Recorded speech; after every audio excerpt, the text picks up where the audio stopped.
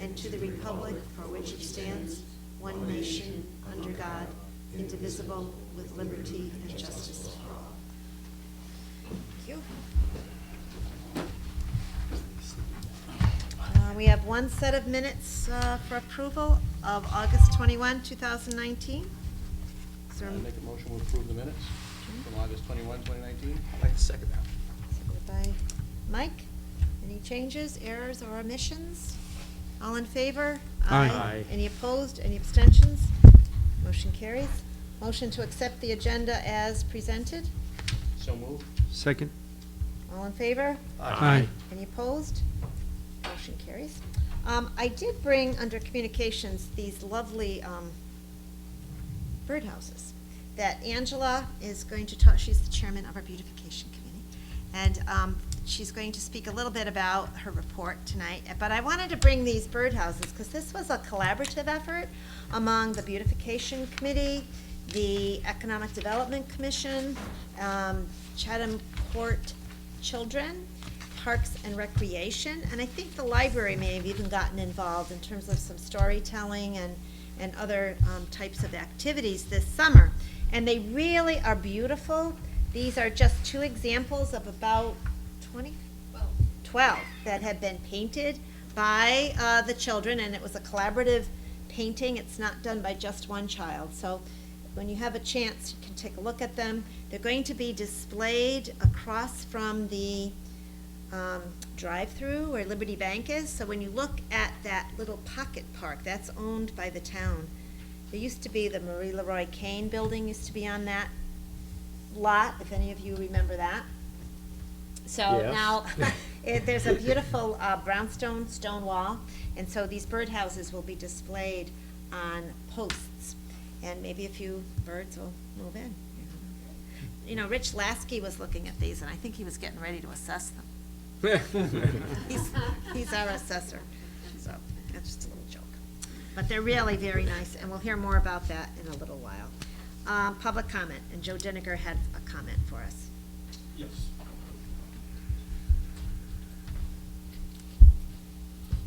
Good evening, Susan. Thank you. Board, thank you.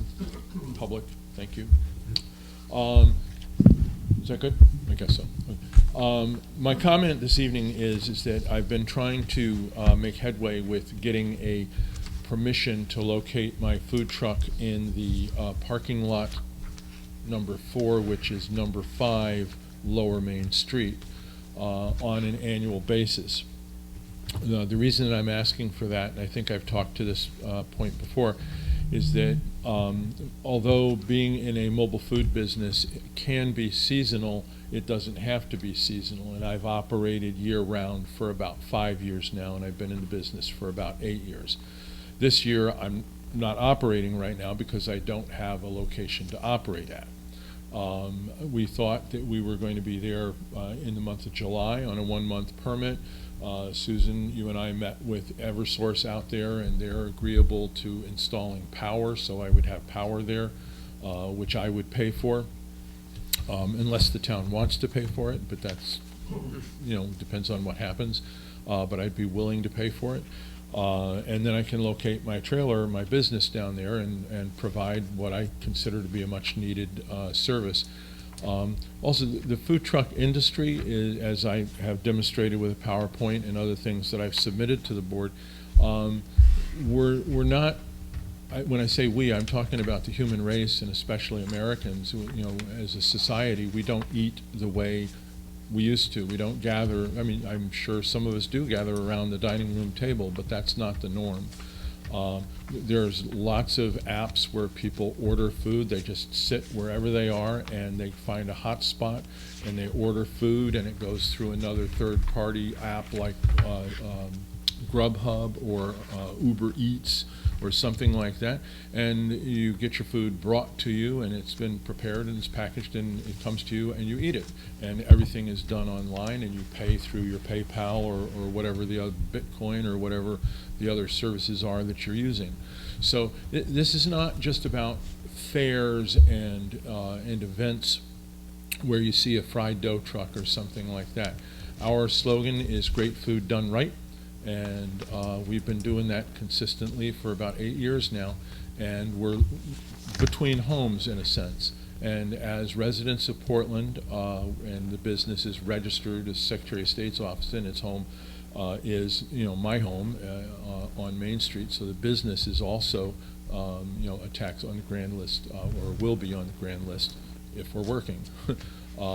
So what I'm asking the board for is permission to proceed with an annual permit to operate my business in that parking lot up by the road. I submitted a PowerPoint, and there's a slide in there that shows exactly how it would be laid out.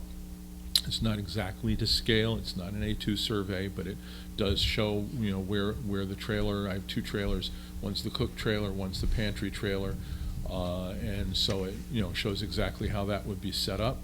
And, and the other thing is, I can resume talking about this in the later public comment, in the part on the agenda where you're going to be discussing it from the latest draft. There's a few peculiarities, such as, which way trailers, you can't face towards the street. There's a certain couple of things that would need to be talked about, because the circumstance of being in the parking lot on lower Main Street, facing away from the street, is turning your back to business.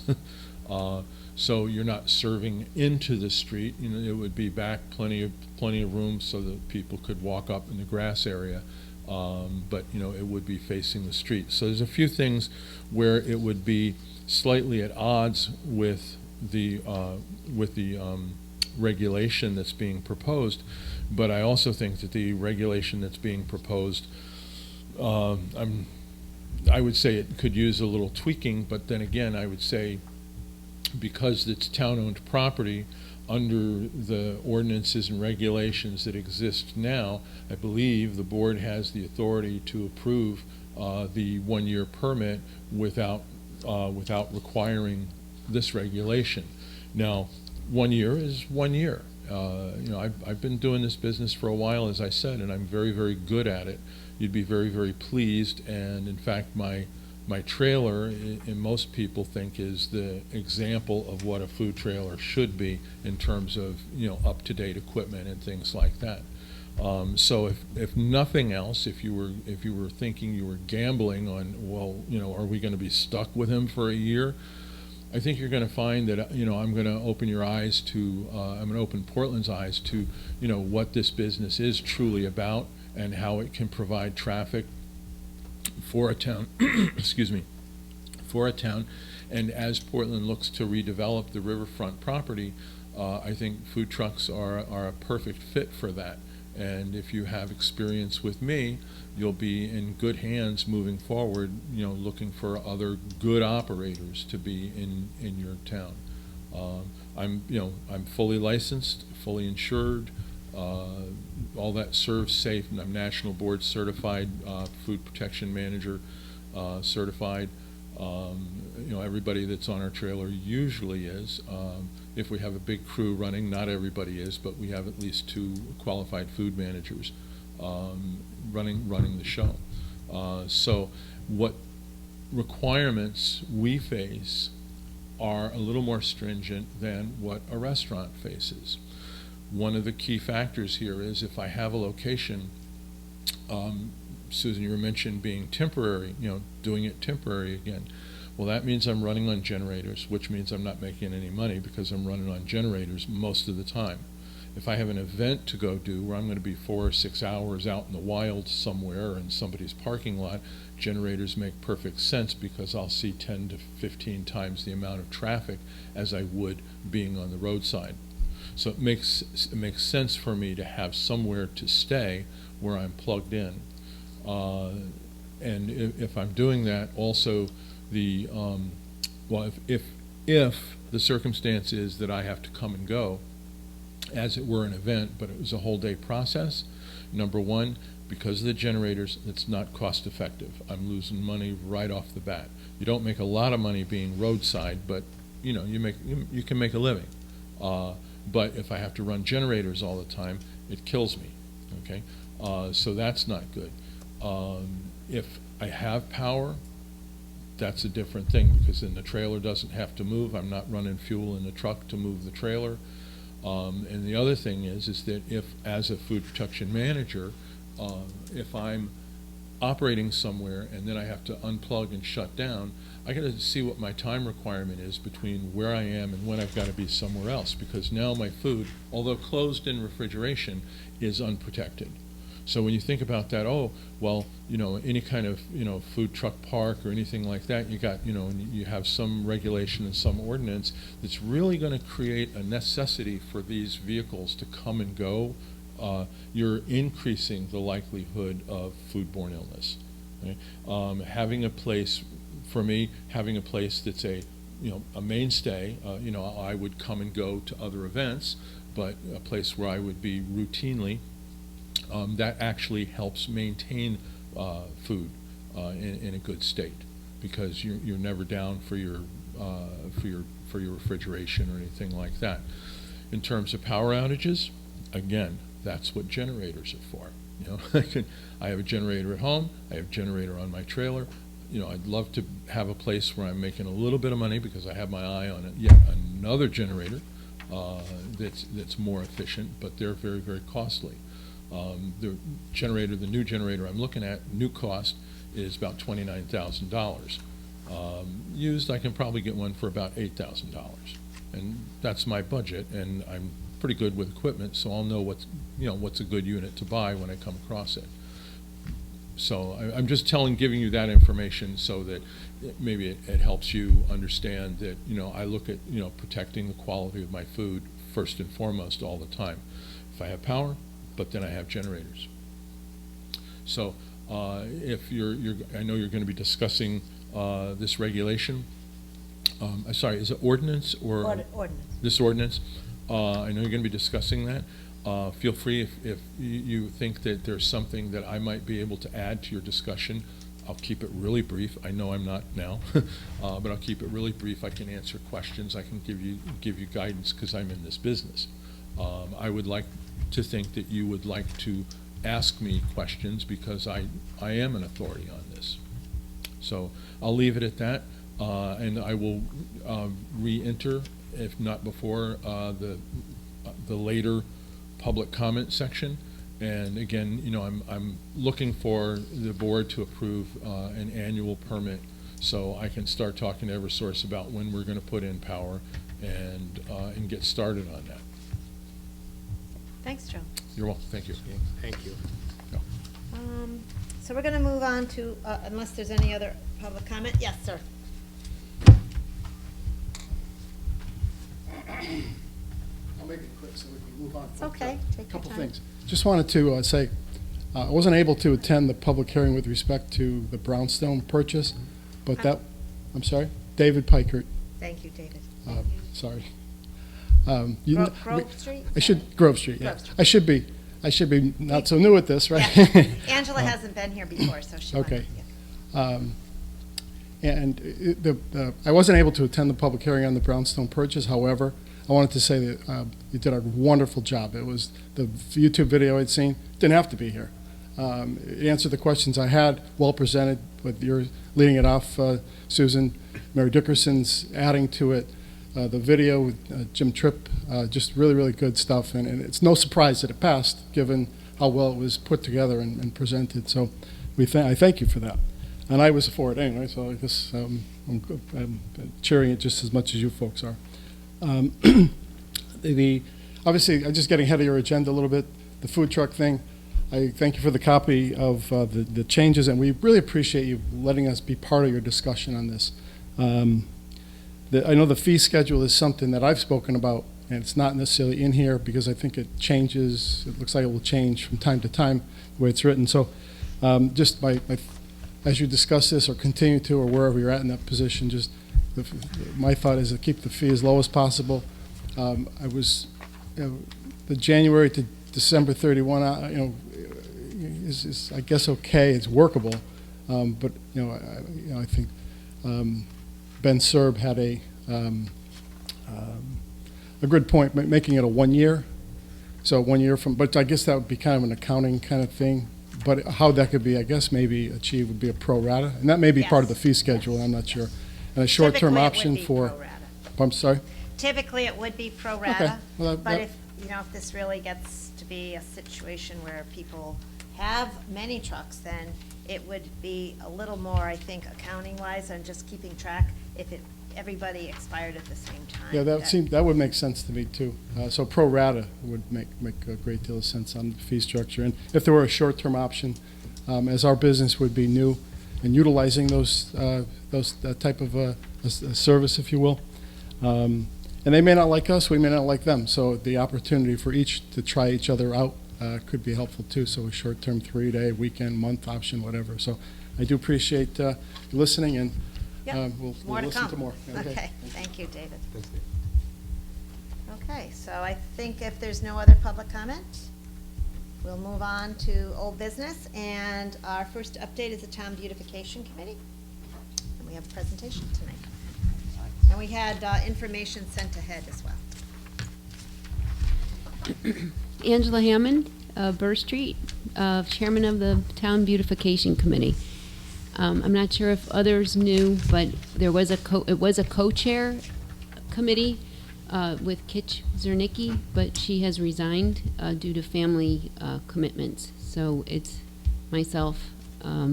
Robin is here with me, Robin Coppola. She's also one of the Robin. town committee members, and she's been very helpful in getting us where we are today. So Great. thank you, Robin. Start with the birdhouses. As Susan pointed out, it was a very wonderful collaboration that we had with the children of the Chatham Court area. They did a fine job, and then what we did was we took them back and kind of made them a little bit more fancy and put their names and the year on them, Oh, and then sprayed shellac over them so that they hopefully will last out in the weather. And we're looking forward to getting them up there in that little pocket park. We're also going to put together a little plaque that says that they were designed by the children of the town of Portland with collaboration with the Beautification Committee. And hopefully they'll stay in their place without getting vandalized. That's the only worries that we have at this point, is that people might take advantage of them. But we're hopeful that they'll stay and be really nice and have little birds. We have taken down the music banners. That was one of the first initiatives that our committee put together, was the music banners on Main Street. Those have now been replaced by the fall banners, which are existing. We did not spend any money on those. But what you do have in front of you are a couple requests from the Beautification Committee. I'm not going to read them verbatim. I'm hoping that you have, unless, Susan, you want me to. I think you'd go over them, and I think, Just Angela, summarize them? It's also for the tape as well as the audience. Okay. So there's not too much there, just 4 different items. Yep. So the first item that I'd like to bring to the committee, to the Board of Selectmen, is the area on Main Street with the abandoned gas station next to Portland Restaurant on the corner of Main Street and Route 66. This building has been abandoned for over 10 years, and although the owner, Brenda, has met blight requirements by boarding it up and painting it gray, the committee feels that it is still an eyesore, especially for the thousands of passerbys who see this as one of the first buildings in our small community. We have reached out to Brenda, and we have her permission to change the appearance to a more attractive location. Brenda has only 2 restrictions on us, and that she requires, in case of an emergency, access to the front door, and that the private property sign that she has there right now remain. It doesn't have to remain where it is, but it needs to be somewhere in the front of the building.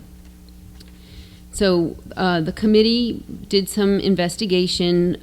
Bruce Morrison, who is one of our members, went out to see if we could prime the building, but because there's different types of materials on it, there's concrete, there's metal, and there's wood, he said it would be quite a significant job to prime it, because our first thoughts were to put some type of artwork on it.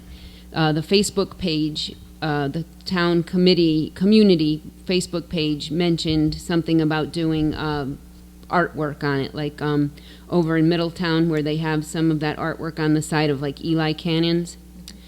But because of that significant work, what we did was we also worked to find a company which is called Fence Screen, and this is one vendor that provides bright, full-color, non-fade graphic vinyl banners with reinforced edges and grommets. So what we've been doing is working with a local artist, Ola Roos, who has an art degree and 10 years of experience doing art designs at Whole Foods. She's best known in town for her artwork in Savvy Swap, as well as in Sarah's on Main, so she's a local girl. And she has provided you with a sketch image of, it says Portland on it in white, and there's brightly colored flowers around it. Now that is just a sketch. Yep. She would need more time. Her plans are to put the flowers coming into the letters so that it looks a little bit more, holistic. And her cost for finishing the design is about approximately $150. And Bruce Morrison went out to the property. He said we would need a banner about 8 feet by 40 feet. And we got a preliminary estimate from Fence Screen, who quoted us an estimate of $500. So in total, to put this banner in front of the property would be about $650. Now we do want to stress that this banner is transferable.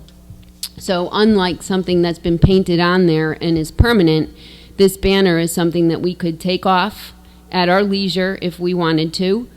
We could put it in front of the Portland Fair if we wanted to. We could put it on in front of the fence in front of the middle school during the parade. So it's not anything that has to stay affixed there. And if she were to sell the property, we would take it and we could put it up at the high school. So it's not anything that would be a waste of our town funds to invest in. So that's our first request. Any questions on that for Angela? I guess Jim? Two quick ones. Probably. Okay. Is that okay? Yes. Yep. How would we affix it to the building? Yep. And the second one would be, how would we have access to the front door? Is it something that we'd be able to just pull it away easily? Yep. Or?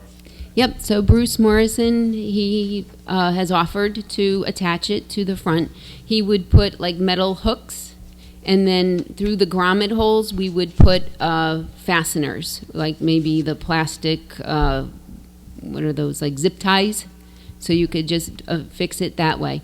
She hasn't had to go inside the building, but if she did, in case of an emergency, we could just cut the zip ties and bring it down on one side. And Yep. And putting the penetrations into the building to fix the fasteners is fine with her, though? Yes, and Bruce also mentioned that because his company is bonded and insured, and he did the work, it would be under his insurance, and he has agreed to that.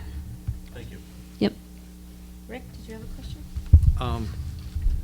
I was just going to make a comment that if you wanted to get another estimate on the banner, Mm-hmm. there's Yeah, I a think we Portland- have to go with 3 for Typical. vendors. Okay. specifics. Well, there is the owner of Hartford Sign and Design lives in Portland, Okay. and I could give you his contact info. And because he is kind of civic-minded from what I know Sure. of him, he might, who knows? Maybe he'd give us a cut rate price. Sure. So he'd be somebody, I can give you the information, somebody that might be, he's worth Okay, asking. very good. So, Yep, I'll take that information from you. I have your email, Rick, so I can email you. sure. Sounds great. Okay. Any other questions? All set, Ralph? Good, okay. Our second request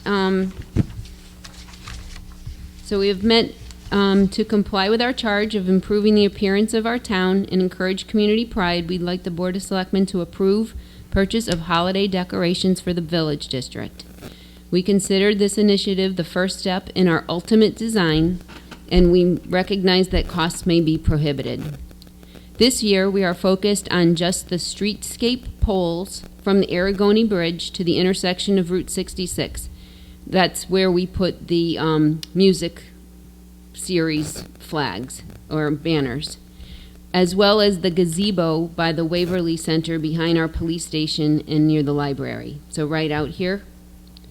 The gazebo, we would like to decorate the following way, and we provided some pictures of the gazebo. We'd like to put two 12 by 30 feet mountain pine silver mix branch garland unlit. We do not have electricity back there to use, so we would put unlit garland. And then 8 4-loop red nylon 3D structural bows. And the cost of that is approximately $568. This isn't part of this request, but our plans for this winter is if we can get that decorated around Thanksgiving time.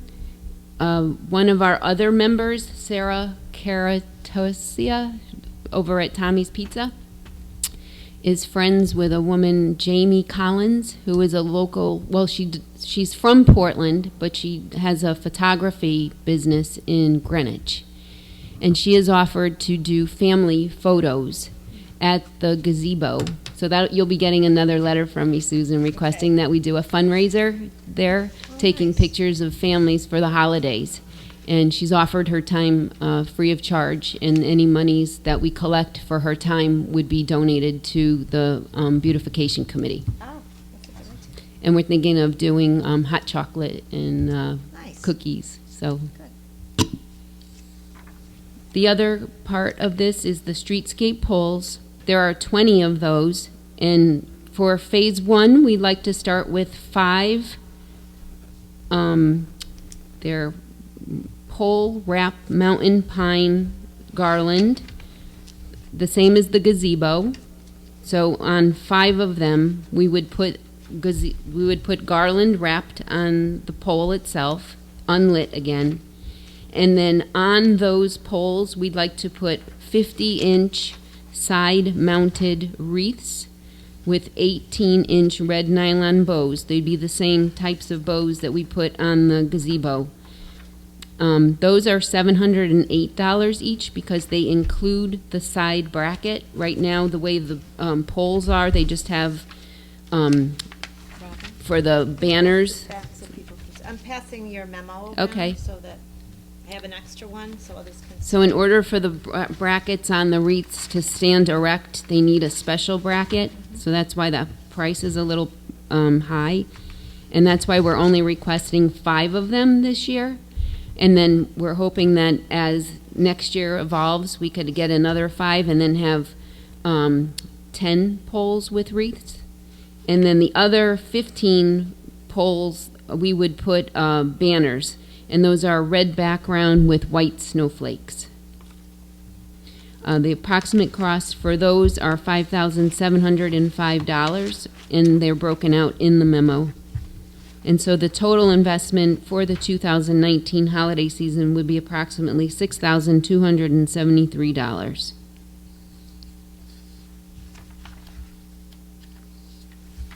Are there any questions? Rick? Yep.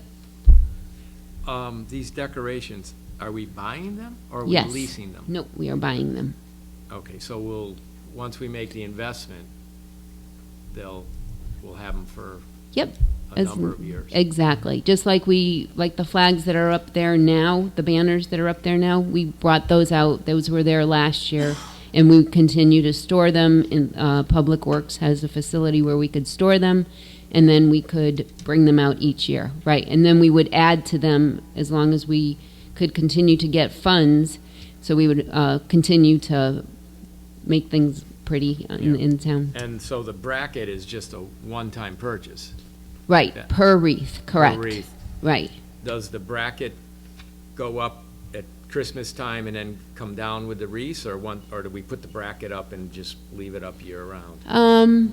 I think the vendor said you could leave the bracket up, but it's up to us if we would want to take it down. Okay. Yep. I guess you could use it for other decorations was as well. wondering. Yeah. Yep. If I could just carry another question from what Rick said, Yep. Angela? Did somebody measure to make sure that the way the banner poles are now, there are 2 brackets, so the wreath would fit within that bracket? Yes.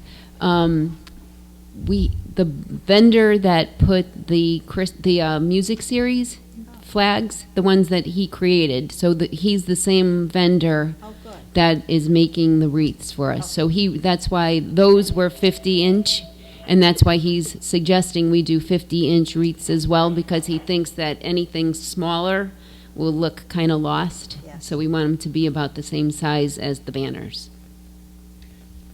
Rick? When you say 50-inch wreath, is Yeah. that the circumference? Correct. It's the size of from the top of the wreath to the bottom of the wreath. Diameter. So it's the diameter. Yes. So they're Sorry. big. Yeah. They're like 4 foot. Yeah, okay. Yeah, they're nice size. Well, they're like the banner. The banners Yeah. are like this Okay. too. Yep. Yep. Okay. Other questions? I'm just thinking that the bracket to support that, if it supports the top and bottom, is gonna stick out further than the current poles for the banners. So we just have to know we're taking those on and off, or at least the components that stick out to hold the wreath would have to come off. Yeah. Yeah, it would, may interfere with, I don't know if the banners would, I don't know if those brackets would replace the ones that the banners are on today. No, he Or- said that the bracket will fit in between. Right, what I'm The worried about is you're brackets. gonna have, right now you have the poles for the banners, then you're gonna have this other bracket that is gonna have to stick out much further to hold the wreath.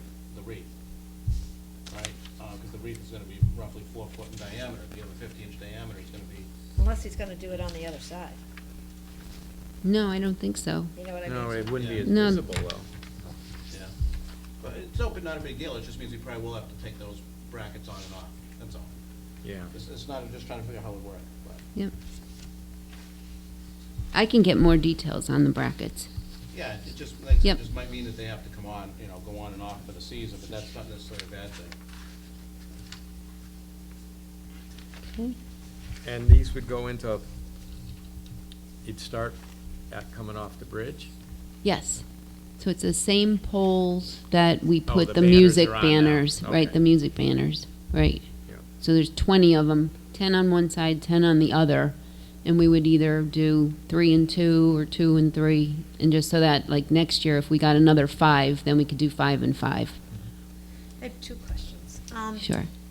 You may recall that we have a garland that goes across Main Mhm, Street. yes. Do you think that would also work with these decorations? I do. Yeah, we talked about that. We thought it would really go, Keep because I that. believe they have a red bow as Think well. so. Yeah. It's been a while. Yep. And then the screen wrap, is that going to be multi-seasonal? Because when you're thinking of, I'm just thinking Christmas right now, and if it's going to be spring flowers, you know. Yeah, what Ola said was that some of the coloring that she's going to put in the flowers with her final design should be non-seasonal. Okay.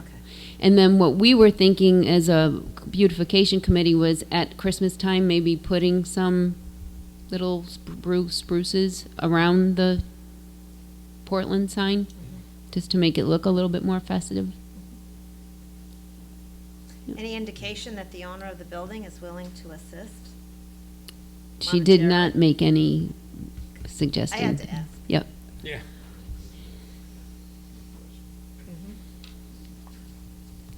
So what do you think?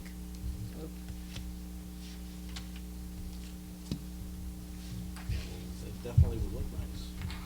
It'd be an improvement to look at that intersection. Well, this Well- board would have to allocate the money. Yep. Yeah, that's, The question is, where do we have that money? yeah. The only place you have it is in contingency.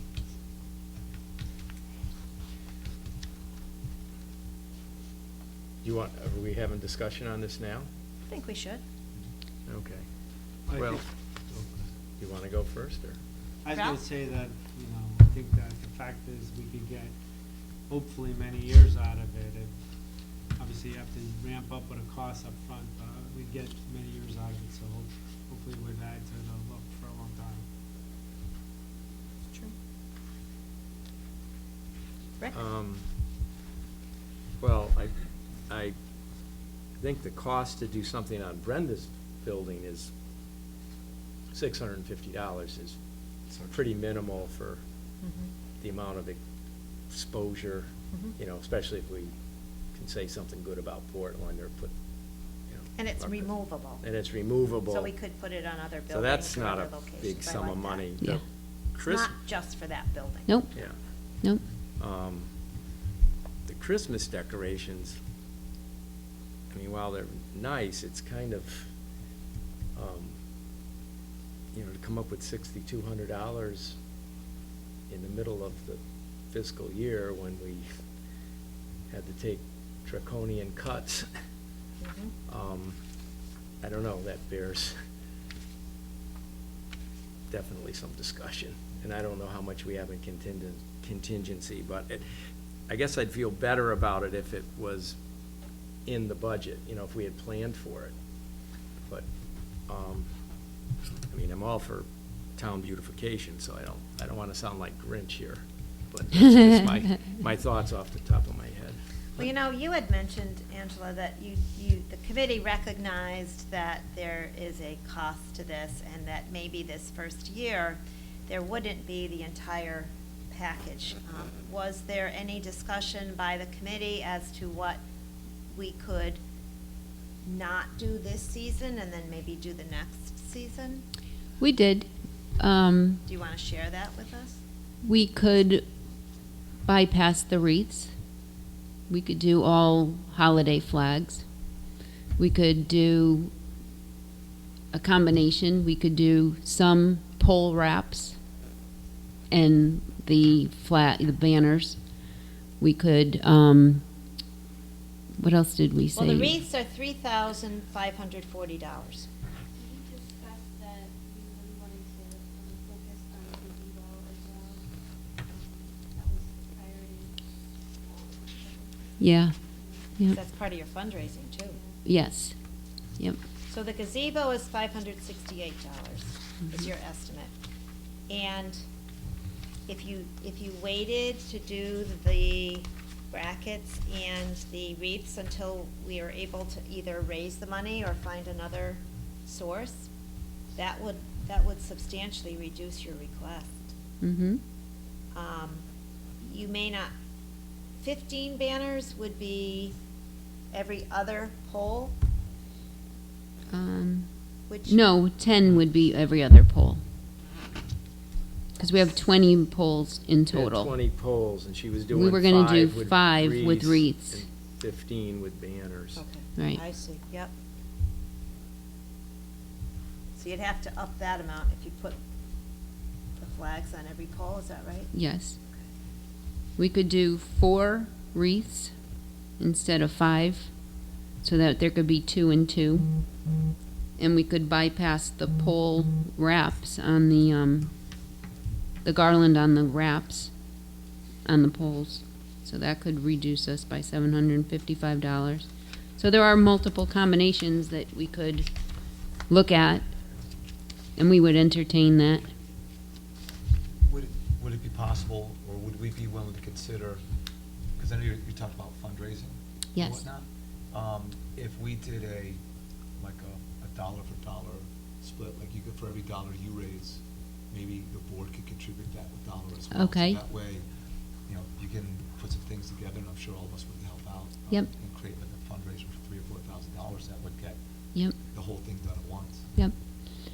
The only thing is our fundraiser would be after Thanksgiving, and so in order to order these, Right. the vendor has said it's like 5 to 7 weeks advance notice. Got it, so they get it now. So, Yeah.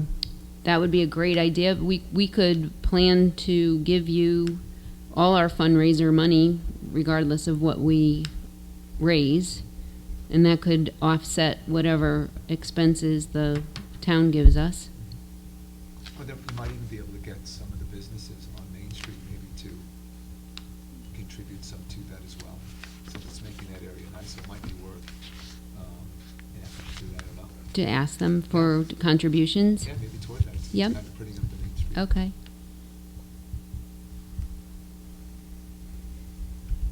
None of these are lit, correct? Correct. I almost think go with the lower priced items this year and like skip the wreaths until we can have, either put it in the budget or have a fundraiser. I mean, you can still get the festive look with the pole wraps and some of the banners.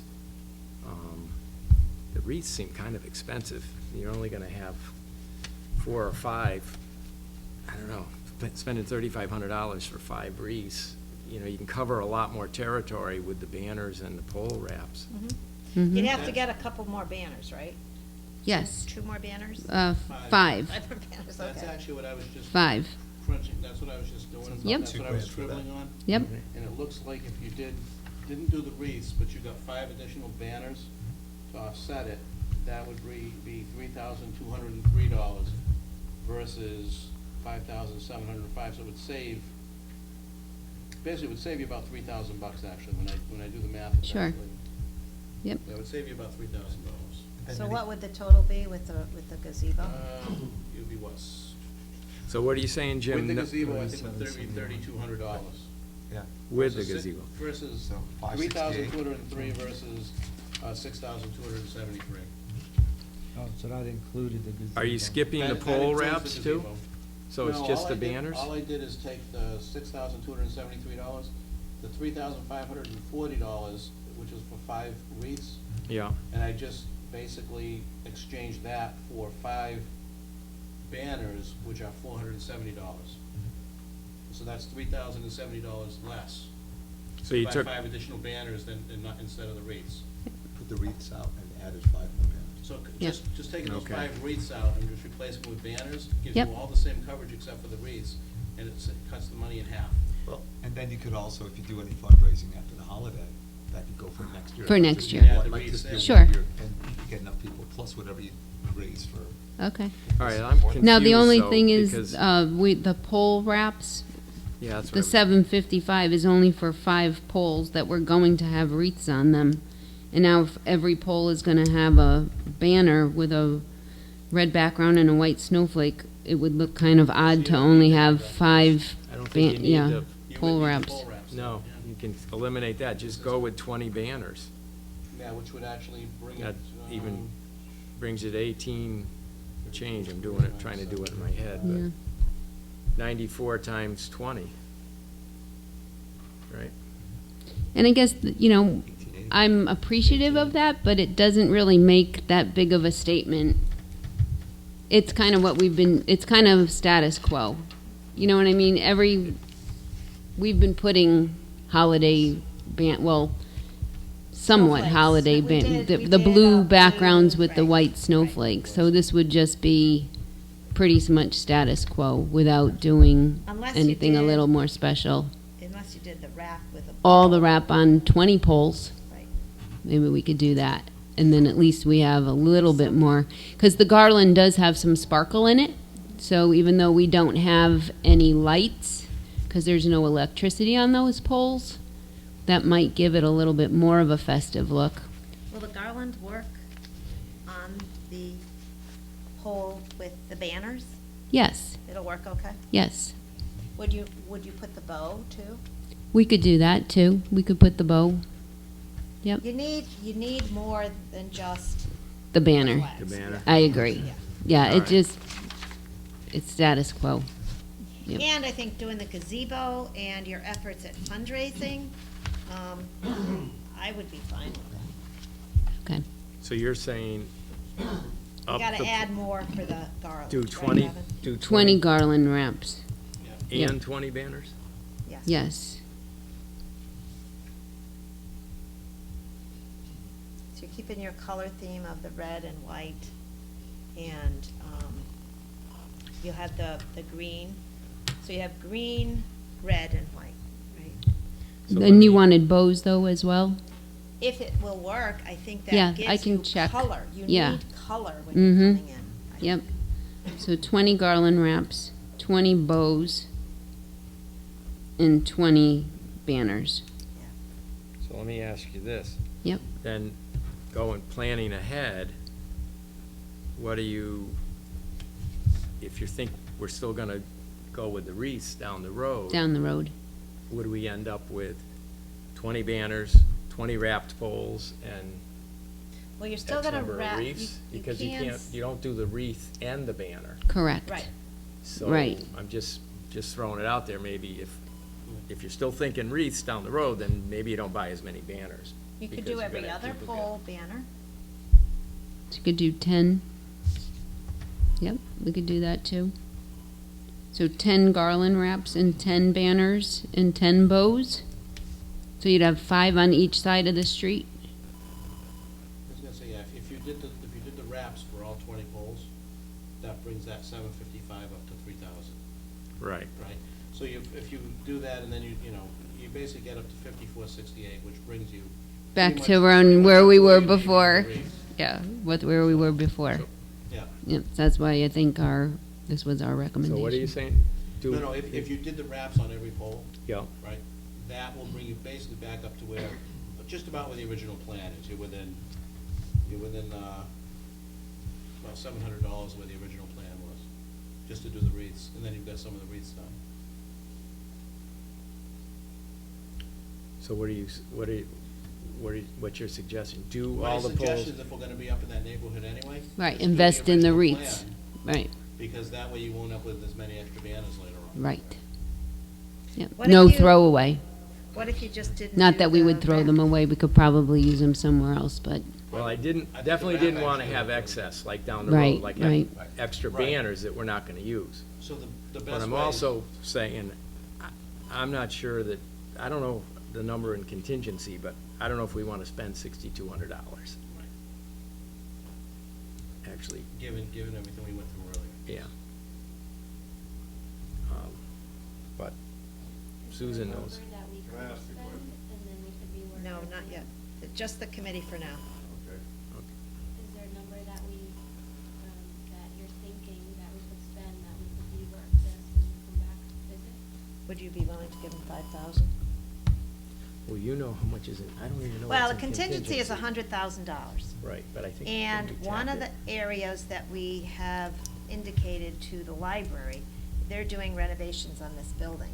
Right. And there's a flooring issue that needs to be funded.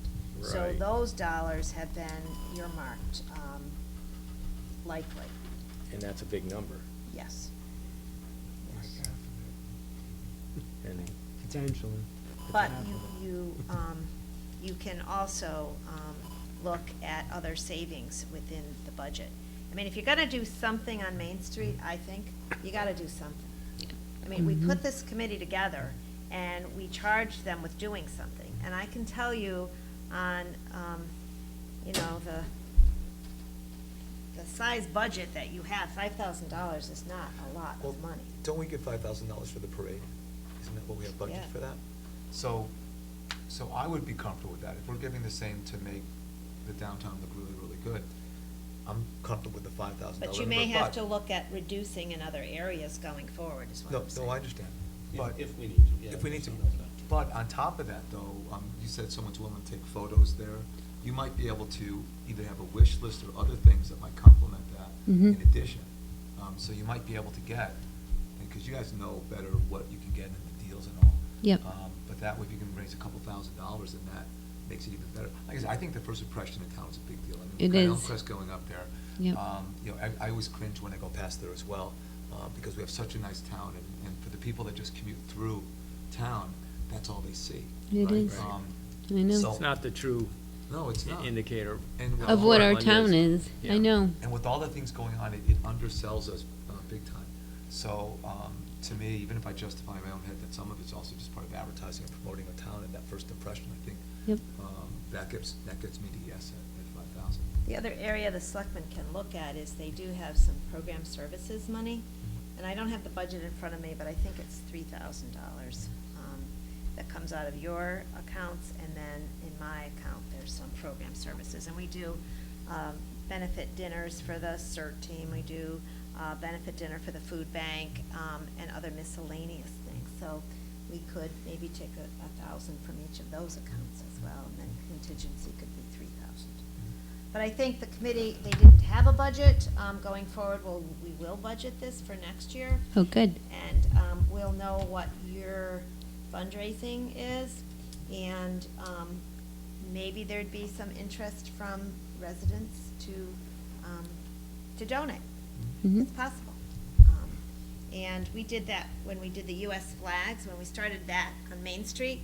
We didn't have it budgeted, and we had people dedicate flags to their loved ones. Nice. And there might be interest if someone wanted to donate either in their loved one's name. We could put their name within our minutes and within recognition of some type. So, you know, I think too that if the committee wants help, there's other ways that you could fundraise besides just the Christmas time. There might be some other activities as the downtown or the main area of town's beautification committee. If you sold flowers, or you sold wreaths, or you sold some other things, there might be other ways of making money. Can I ask another question? Sure, of course. So this is good for 2 months or something. What do we come back with? Like we get into the dog days of winter, do we have something else that we can put on the polls or to cheer us up, or do we have a spring program? You know, I don't like just one and dones. I like to see Yeah. the program continue. So I Yep. I know There we are have. other banners that the town owns. You can leave the snowflakes up, they don't have to come down. The wreaths Right. you may take down February. Right. Yeah. So you will have I a noticed, blank space there. Not to cut you off, like some of the towns in Vermont, they leave up their Christmas decorations like almost till March or Well, something. sometimes it's hard to remove them because of the Oh, all the snow, snowbanks. that's true. Yep. That's true, but Yep. We I don't see can, why we can't leave them up at No. least until through Sure. January. Sure. 'cause then we have the herons. Yes, those are beautiful. I love those. Yep. So Don, I'll ask you to speak. Yeah, I was wondering, I know the young lady said that she was gonna have fundraisers and return that money, so you're really not spending that much money. Does fundraisers and returns that money to the treasury. Yep. Do You that. don't spend any Yep. difference. Would you I think- agree to that? Yes, Okay. yes. Yeah, I think we think should that's go, right.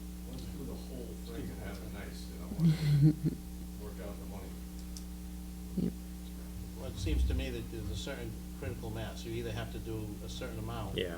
Or it's not worth doing it. And it seems like what we're talking about, as we talk it through and look at the different options, this would actually make an impact. I think so. So, I think so. Does I'm anyone wanna okay with make a it. motion? Or you still wanna talk about it a little bit? I mean, we can No. always have the discussion, but, I mean, I guess I can, what parts we need to look at approving here? I guess I would make a motion, I guess, to accept, the Should we do it? recommendation of the Town Beautification Committee for both the 8x40 banner, if we're doing that tonight as well as for the holiday decorations. So are you, Are you- Your motion isn't quite, Yeah, what else do you need? Do you need dollars? Or- yeah, I need to know where you, the amount and from Oh, where I you're was taking thinking it. as it was done, so it's not fine. So it was what, 568 for the banner, or no, what was it, banner was 650? 650. 500 and then 150 for the hour, so for the Yep. banner, it would be for the amount of $650, and for the holiday decorations, as recommended, the $6,273. Is that the correct amount? Yes, yep, yep. I'll second it. What's that, and should we also say, and the Or committee, changing the it. fundraising will donate back to the town the fundraising that they do? Would that be part of this? And we'll also go out to other vendors and see if, that's part of the best practices here in town. So we will go to other vendors, so just like Rick recommended, we'll go to Hartford Sign and Design. So if the costs do come in lower, then, and even Ola's time may come in less. So any of the money, we will not spend that. We will, be due diligence in spending. So add up to when you're. Sure, I'll accept the friendly amendment of up to those dollar amounts. And where would it come from? I guess to come from contingencies and then offset by the fundraising that is planned by the beautification committee.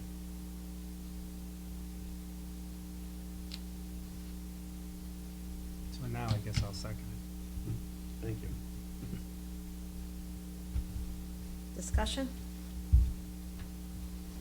I think it's a good idea, and we appreciate your work on it. Great.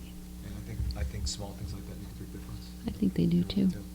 I would like to think maybe we'd see some effort from the businesses, because when you look at Middletown, from what I understand, that's all off the businesses. They put into that fund, they put in funds to make that look that way, so.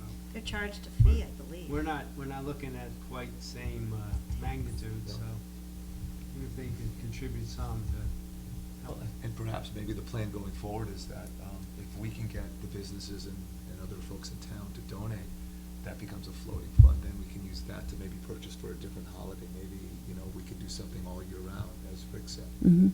And that continually goes back into it, and we kind of refund it with, so this is the initial kickoff, this is the initial jump start to it, and then the fundraising continues it with other things that you can do. Yep. Good. Any other questions on that? Are you ready for the question? Well, I'll just say I Rick? feel better if we just picked the number, decided where it's coming from, and give them the charge to go forward. But, So, what do you mean?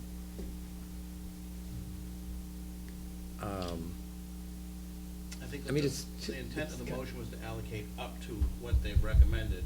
Okay. Knowing that they can, as they continue to get additional quotes, hopefully come in lower, but we sort of know what their worst case is.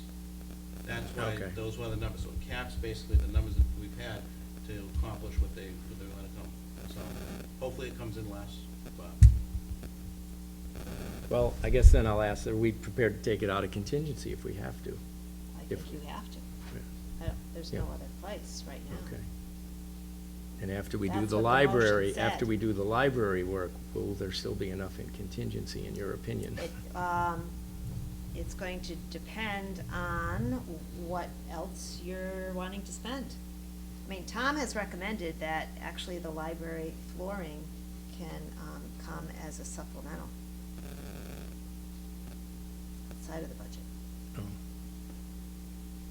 but it doesn't have to. I try to stay within the budget, so I'm looking at other places where we can reduce and not have Yeah. any supplemental. Well, I like that. I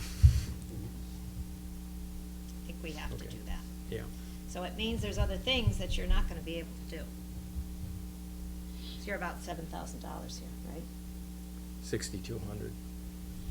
And the, Right? Oh, and no, the no, 650. you're right, with the other, Yeah. yeah, 7,000. Yep. yeah.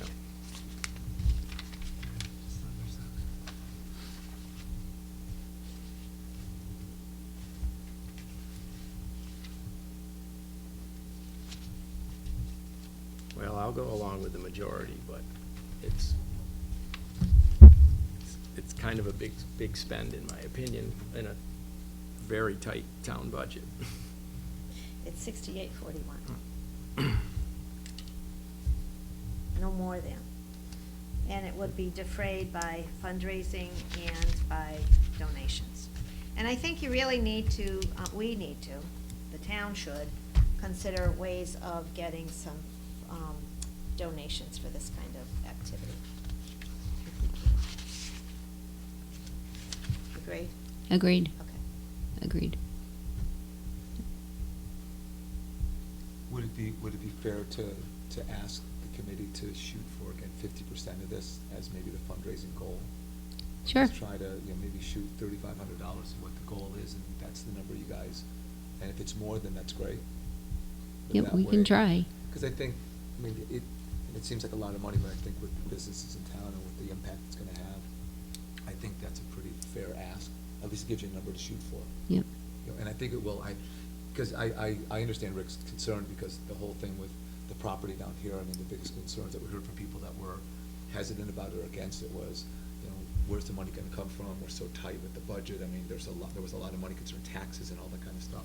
I think this is a great idea. I support it. But that will allay, I think, their concerns that others are involved, and those that are benefiting, not only the town people in general, but also the businesses there with an attractive center area. Yep. So that might be a suggestion I have. Sure. We can try.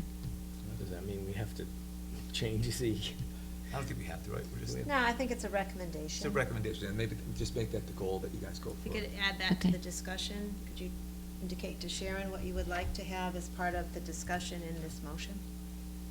That the committee, That we're suggesting to the committee that they set a goal of 50% of the money that, up to, that we've approved today, or that it looks like we're gonna approve, as a goal for their fundraising efforts.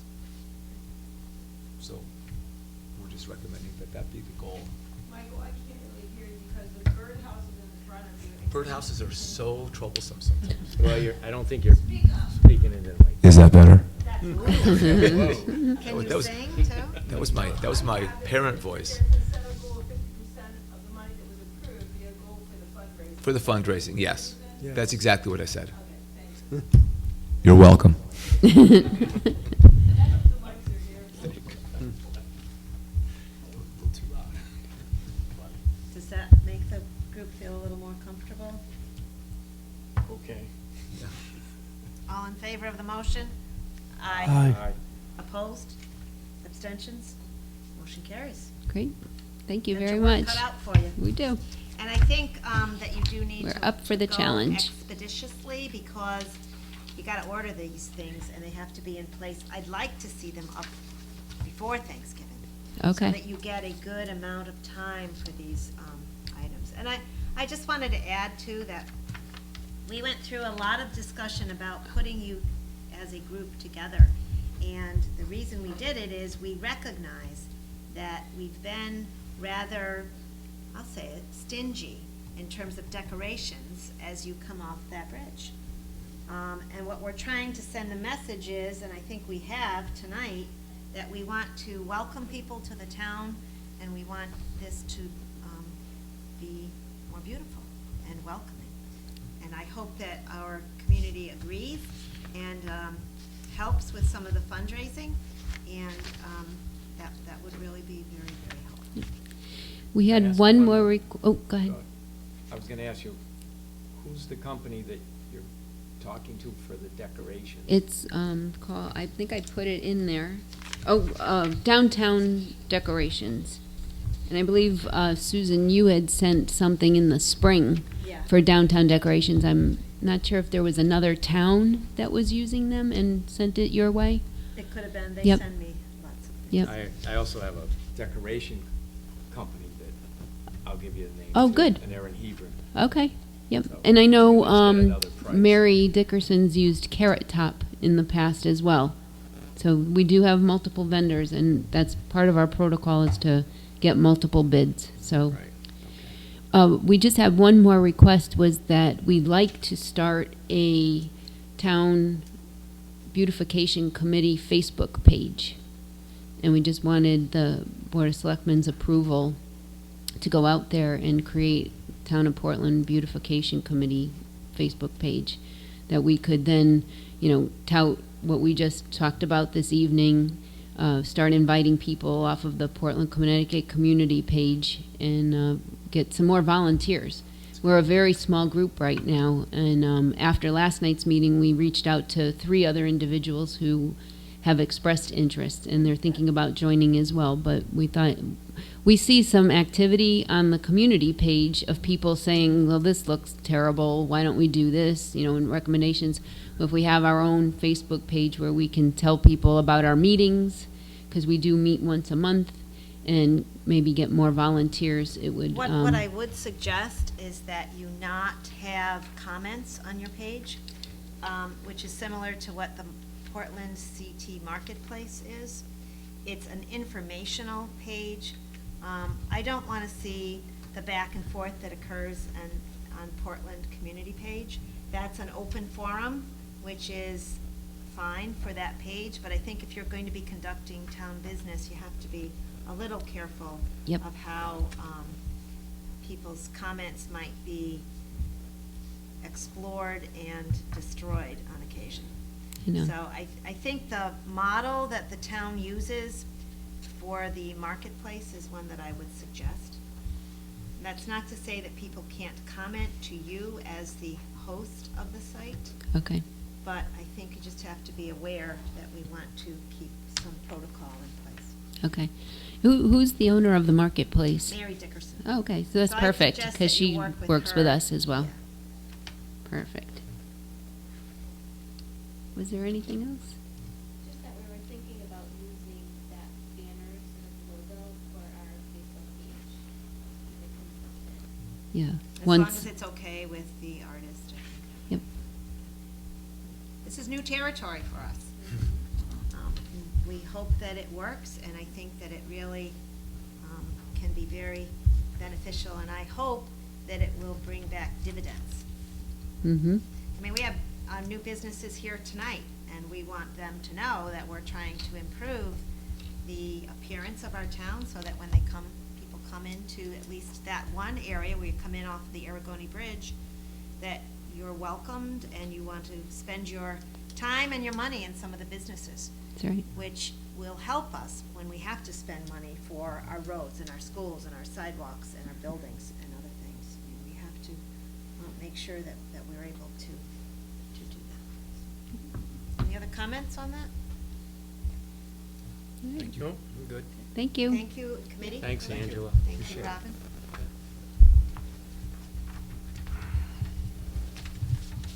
The next item is the Dog Park Exploratory Committee, and I know David is here. I don't know if you wanted to make a few comments, David?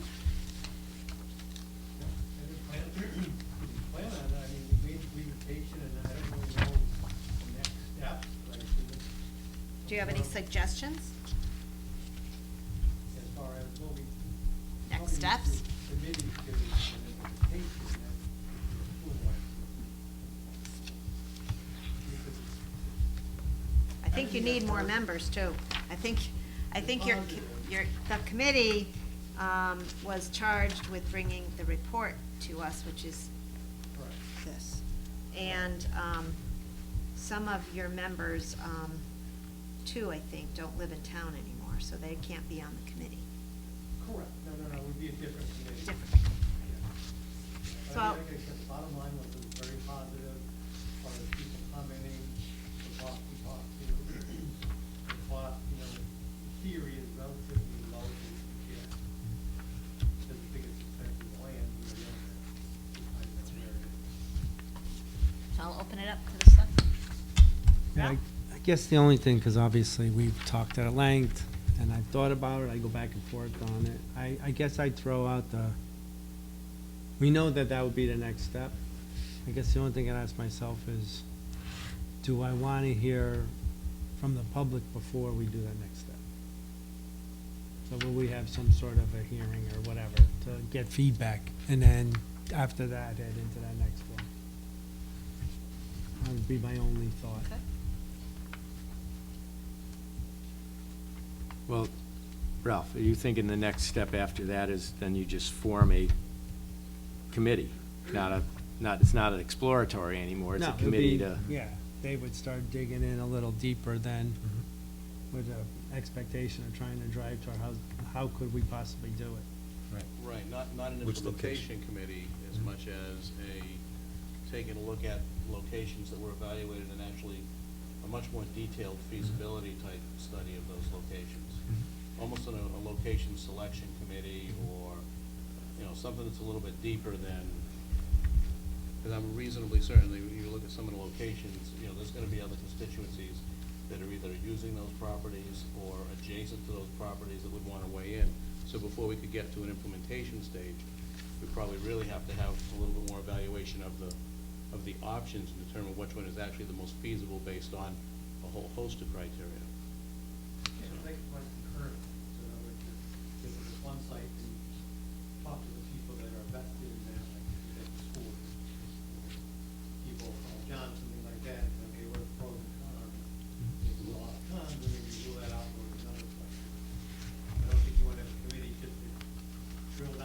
like, when you have another committee, you go to the next. No, that's fine, I'm talking about what the next charge is, I don't really worry about if it's the same, how the committee's formed, as much as I'm more worried about, like, the next set, I think is, the next step to me is we have to nail down, I think, what is actually the suitable location.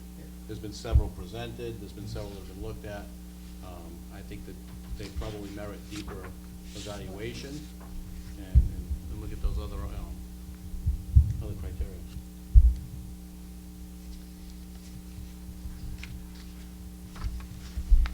So I think you're saying that, well, Ralph's saying we should have a public I'm hearing? just saying, or- let's get some feedback. I mean, then, before we roll into that next group, just get some feedback. I don't know. I'd like to hear what people have to say. Oh, I have no objection to that. That- We, that's right. yeah, I have none at all, actually, because especially with all the different issues we've had and discussions we've had around dogs and ordinances and things, Mhm. it's not a bad idea to get some additional feedback and take the temperature of people regarding this. I don't disagree at all. And you might get some of that feedback about the locations where you might have someone come out and speak to it. So it'd basically be a public hearing to discuss this report, or the exploratory committee's Right. Yeah. presentation. It would be a repeat of what was already given, But with, what I would suggest. I mean, it was a good presentation. it was a good presentation, but there wasn't too much Attendance. public here. There was some, and I Yeah. heard good things back from people, they liked Yeah. it. So we could repeat that for the sake of people who weren't able to attend. And you just specify, that was part of a Board of Selectmen meeting, which sometimes might make people not want to come for. So It's perhaps about if the we dog. had a specific dog item. In other words, the only topic that night, so people know they don't have to sit and wait for their item to come up, is that what you mean? Yes. Yeah. I think it's a great Yeah. idea. What would be the expected outcome of that meeting? I would think feedback, suggestions, We don't discussing the usually various- do back and forth at this point unless you're on the committee, so, but you can answer it. Well, oh, I'm sorry, Sorry. That's okay. I just jumped right in. Just because it'll Um, be here. Yeah. Like, the meetings that we had where we had the people actually, at back and forth when we were at, a couple months ago, where people were asking questions about the various projects. I mean, if it's just focused on the dogs and the options, you'll get, I think, a lot more people coming to that. And I think to Angela's point, you do want to have some people give you feedback. I mean, that's what I think we would be looking for, is the feedback. And maybe, Dave, you could even get, maybe, I know you've seen some other towns that have had dog parks or whatever, you could maybe even invite someone that maybe set something up over there, or maybe someone from Parks and Rec from another town that maybe could give you experience, here's what we've noticed, any kind of feedback, anything that adds to the discussion and gives maybe people some more insight into it, I think would be things that people would want to know. I mean, I'd want to know that. So, the more the better, you can't have enough information for people. Sounds good. Okay. One other thing, I don't know if it's worth creating a Facebook page where people could also add feedback to it as well, or do you think that would be too far? I want to be careful. I Yeah. want to be careful with that. Mhm. I really do. I mean, it's People one think they're thing passionate if about it's that. your own page, but there was something on the Facebook page about recently, like this last couple of days, and some of the comments that were made directly to the individual involved that had to do with a dog, The experience. I found very offensive. Mhm. And I don't have any control over that, and I think that it was totally unnecessary. I'll say it. I think it was really in very poor taste, and I don't want to see that happen under the auspices of the town. And I don't think that it has to, but we have to make certain, as I mentioned with Angela, that we follow that same protocol that I think Mary had set up. I think you're right. I know my office has a page, but I try to keep it just to information. And most of the comments have been very respectful, but I believe they can be carefully, approached. And people have been very courteous, but I don't know, social media is really a some ways, an unexplored art that is very poor taste very often, and it hurts people. And I don't like that. Yeah, I would say that, think you're right. I mean, I've been following those two posts as well, and they're pretty hard. Yeah. So I think there's emotion about dogs that go either way. I prefer to have someone come out and speak. I mean, obviously, we heard lots of people speak of the dogs, but I prefer they would come out and speak to us and speak to the community. And there's Because certainly there's already some a forum. insulation they get from saying whatever they want when they're typing it. There's already a forum if people want to use that forum, but I think at this point, we do need to have people come out and talk to us. That's just I agree. I think face-to-face, it's harder to be, you know, harsh. not always. Yeah, we've had a few face-to-face harsh Yeah. ones. You might be right on Not that, always, too. but It that's. should be. Right. I agree with that, though. All right, so do you want me to prepare anything for you for the next time we meet? Call of the meeting and things of that nature? I'm trying to think of timing. What would be Yeah. a good time? I don't know. Have any suggestions, since you're the chairman of the committee?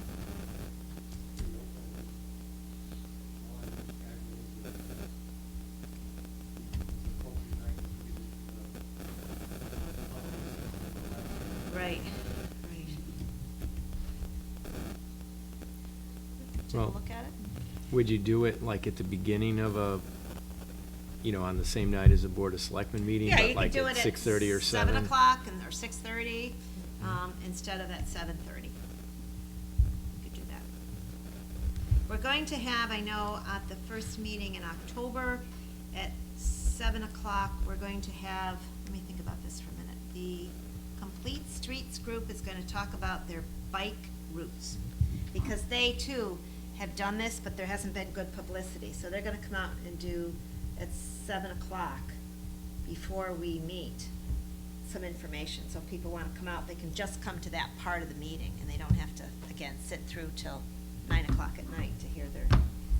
I would say go do the second meeting in October 16th. or Okay. first one in November, but then that's kind of our window. Basically, October, early November is our window, then we're kind of getting into the holidays. I think November, We have an October 16th. yes. Yeah. Want to go for that one? October 16th? That might work. 6:30 That gives on you October a couple of 16th. weeks to, November 6th. 3 weeks to I mobilize, think or almost 4 16 weeks. is better than 1, yeah. So Let's do October that. 16th. Yep. 6:30, October 16th, 6:30. Sure. Gives an hour. And if you could do the presentation again, I think that would be excellent. Is an hour adequate, Dave? Well, from what I went through it pretty quickly. You went through it pretty quickly. A lot of people with questions or comments. Well, do you expect a pretty good turnout? Would you, or? I did post something on the community page and I got 113 people comment within 36 hours. Oh, so, that's good, yeah. You know, Okay. the comments were positive. Okay. Kind of neutral.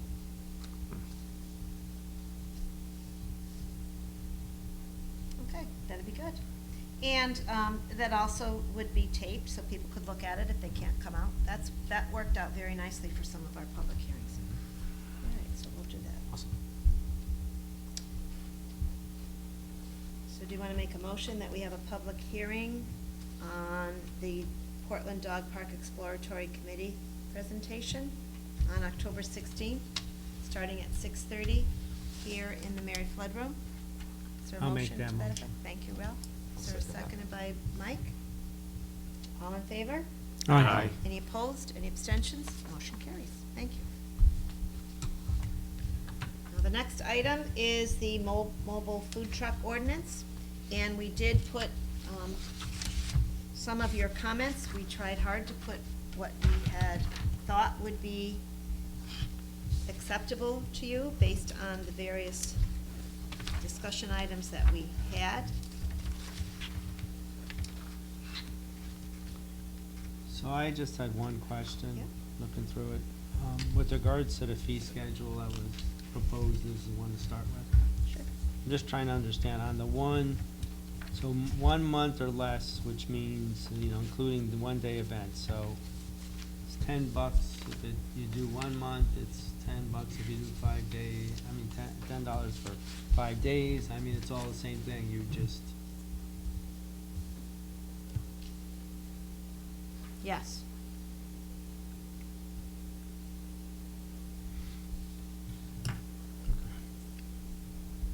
Six months is $50, 1 year is $100. And then, so this is for the schedule for canvassers, peddlers, hawkers, solicitors, and vendors. And that includes many other activities that go on in the No, town. beside food vendors. Yes, and food trucks only would be $150.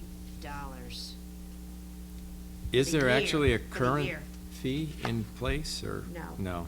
Not real, well, it would be $100 because it would be the same as what. As the Yeah, 1 year for the other, right.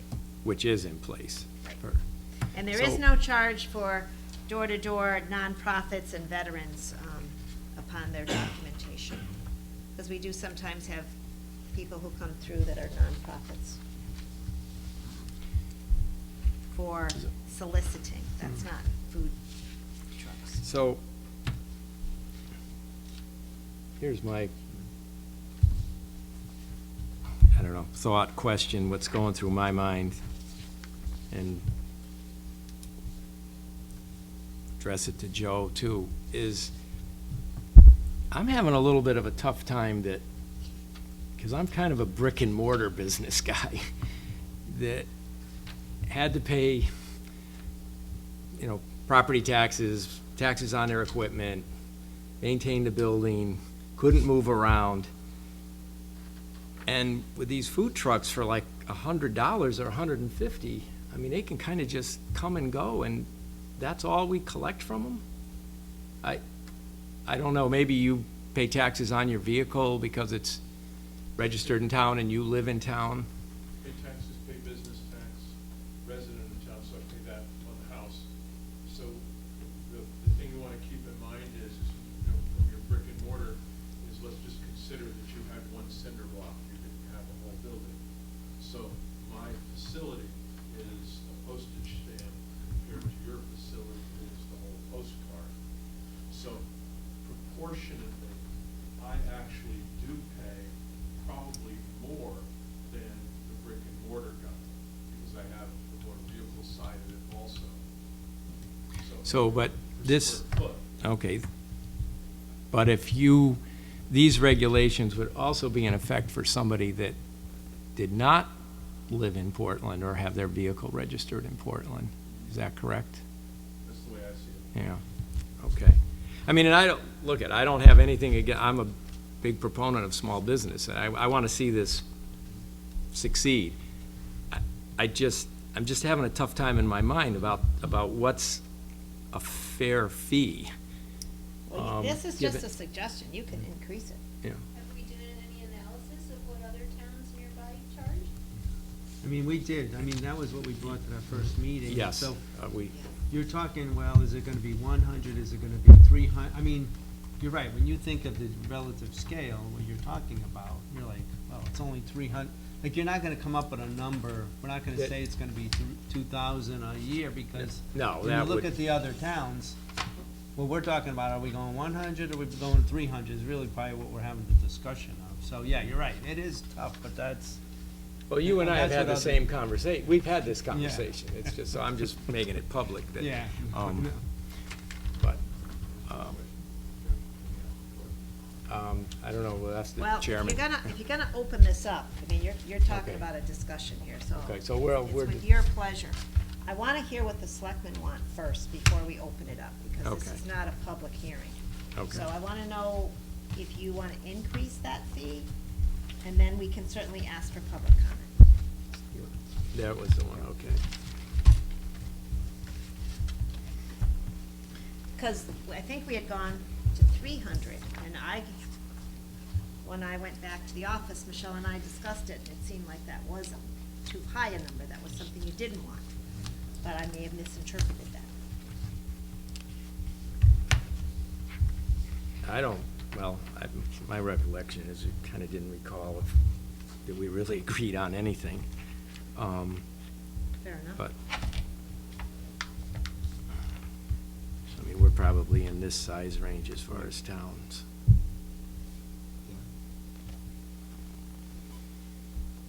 Mary put the thing on August 7th that had some different pricing. So we're looking at, for example, Clinton was, a solicitor vendor permit was $200 a year. New Haven was $200, West Hartford $200, Glastonbury was $300 for a mobile truck, all the way up to Stamford at $847. But again, they had a lot of businesses, split downtown. But it starts at $200 and works its way up. And then we have Waterbury, a couple other ones as well. Bridgeport was $50 application, $10 per month. Operating after that. See, here's another point, Right. that these vendors, they don't have to buy any property, they don't have to buy any land, they're just using town land. Or personal land. Okay, Land that in the industrial zone or the commercial zone where a permit is applied for and the owner is interested in having them there, like a brewery. Okay. So this is not just for town-owned property. No, that's true. Well, the offset there is the brewery in that case, is the brewery portion is brick and mortar, right? That is gonna be something that's not gonna be, that will be fixed in Portland. That's always been one of the concerns that I wrestle with this, is that you can have somebody who lives in town, and basically because their primary location for business is in Portland, then they're gonna pay the associated property taxes. But if their primary business is not in Portland, and they don't live in town, then that is the only thing that you see, is that fee.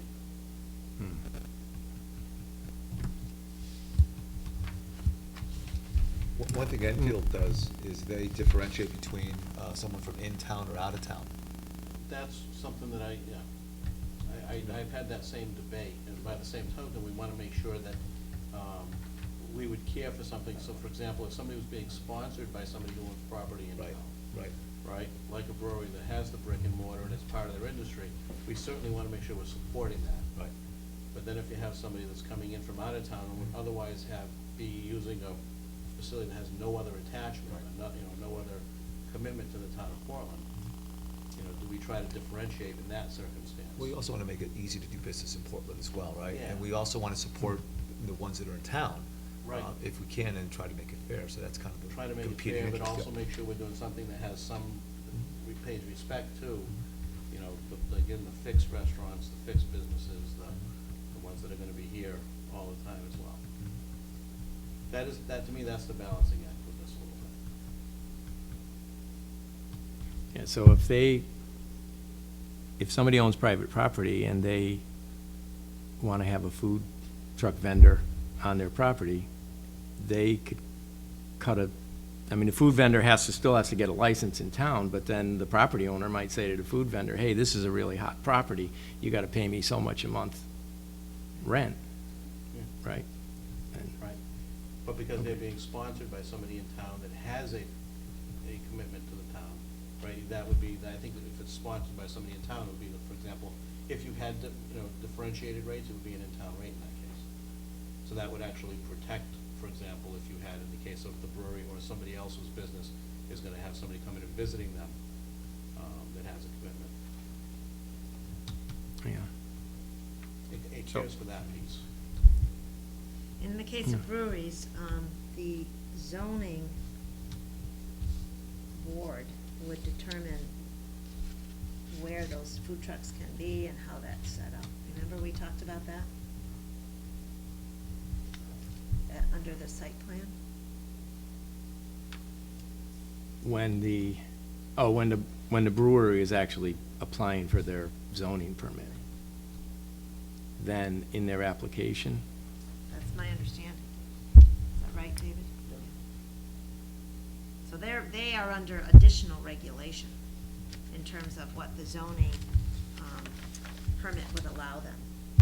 Because they have to apply to be, that hasn't passed yet, that's tomorrow night. Yeah. The brewery regulations. It would be part of the food truck placement, would be part of his site plan, which is part of special permit, which is what we requested. when it's on town property, then it's just, my office would determine if the permit is issued and where that truck would be and under what conditions. And how many there would be issued. And in the past, I've only allowed it for special events and one permit for the whole year. Because we don't know how it's gonna work, frankly, on town property. Well, And you still have that. Like, you still have that ability. In this ordinance. Yeah, I mean, I think we've added flexibility ordinance with some of the verbiage to allow first selectmen to have a little leverage to do. But that's only on town property, not on private property, that's under Yeah. zoning.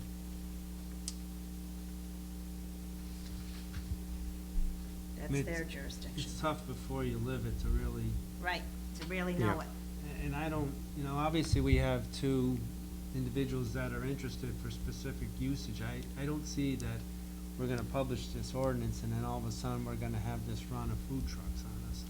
I think they have specific desires and I just don't see it exploding from here. I mean, if we obviously hope that we are successful in moving forward on the riverfront, and that may open up an avenue for having additional food trucks, but, that's not gonna be in the next year. yeah. Well, I think we need to resolve this and let this Joe get going if he's gonna get, we have somebody that wants to do business in town. I guess it's just, I've been just wrestling with what's fair to the other restaurants and food people in town that have buildings and own property and own their buildings, and I get what Joe's saying about your small piece compared to a big building. And whether it's 100 or 300, it's not gonna really move the needle. But I like the idea of sort of prorating it. If somebody comes in and applies, if the license period is January 1 to December 31, and they come in July and apply for a license, then they only have 6 months left in a year, so then we're only gonna charge them whatever, half of that. That makes sense.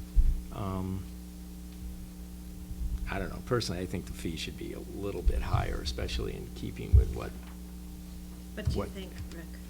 Just looking. I don't know, maybe just do 200, which is what Clinton has, and Clinton's a similar sized town, For food trucks, Yeah, 1 year. 1 year, 1 year, and then it's prorated, so if you got, okay. so I mean, the 6 months would be, The others If are you'd have- more for the canvassers, the peddlers. oh, okay. So 1 year food trucks only would be 200, and you could write prorated.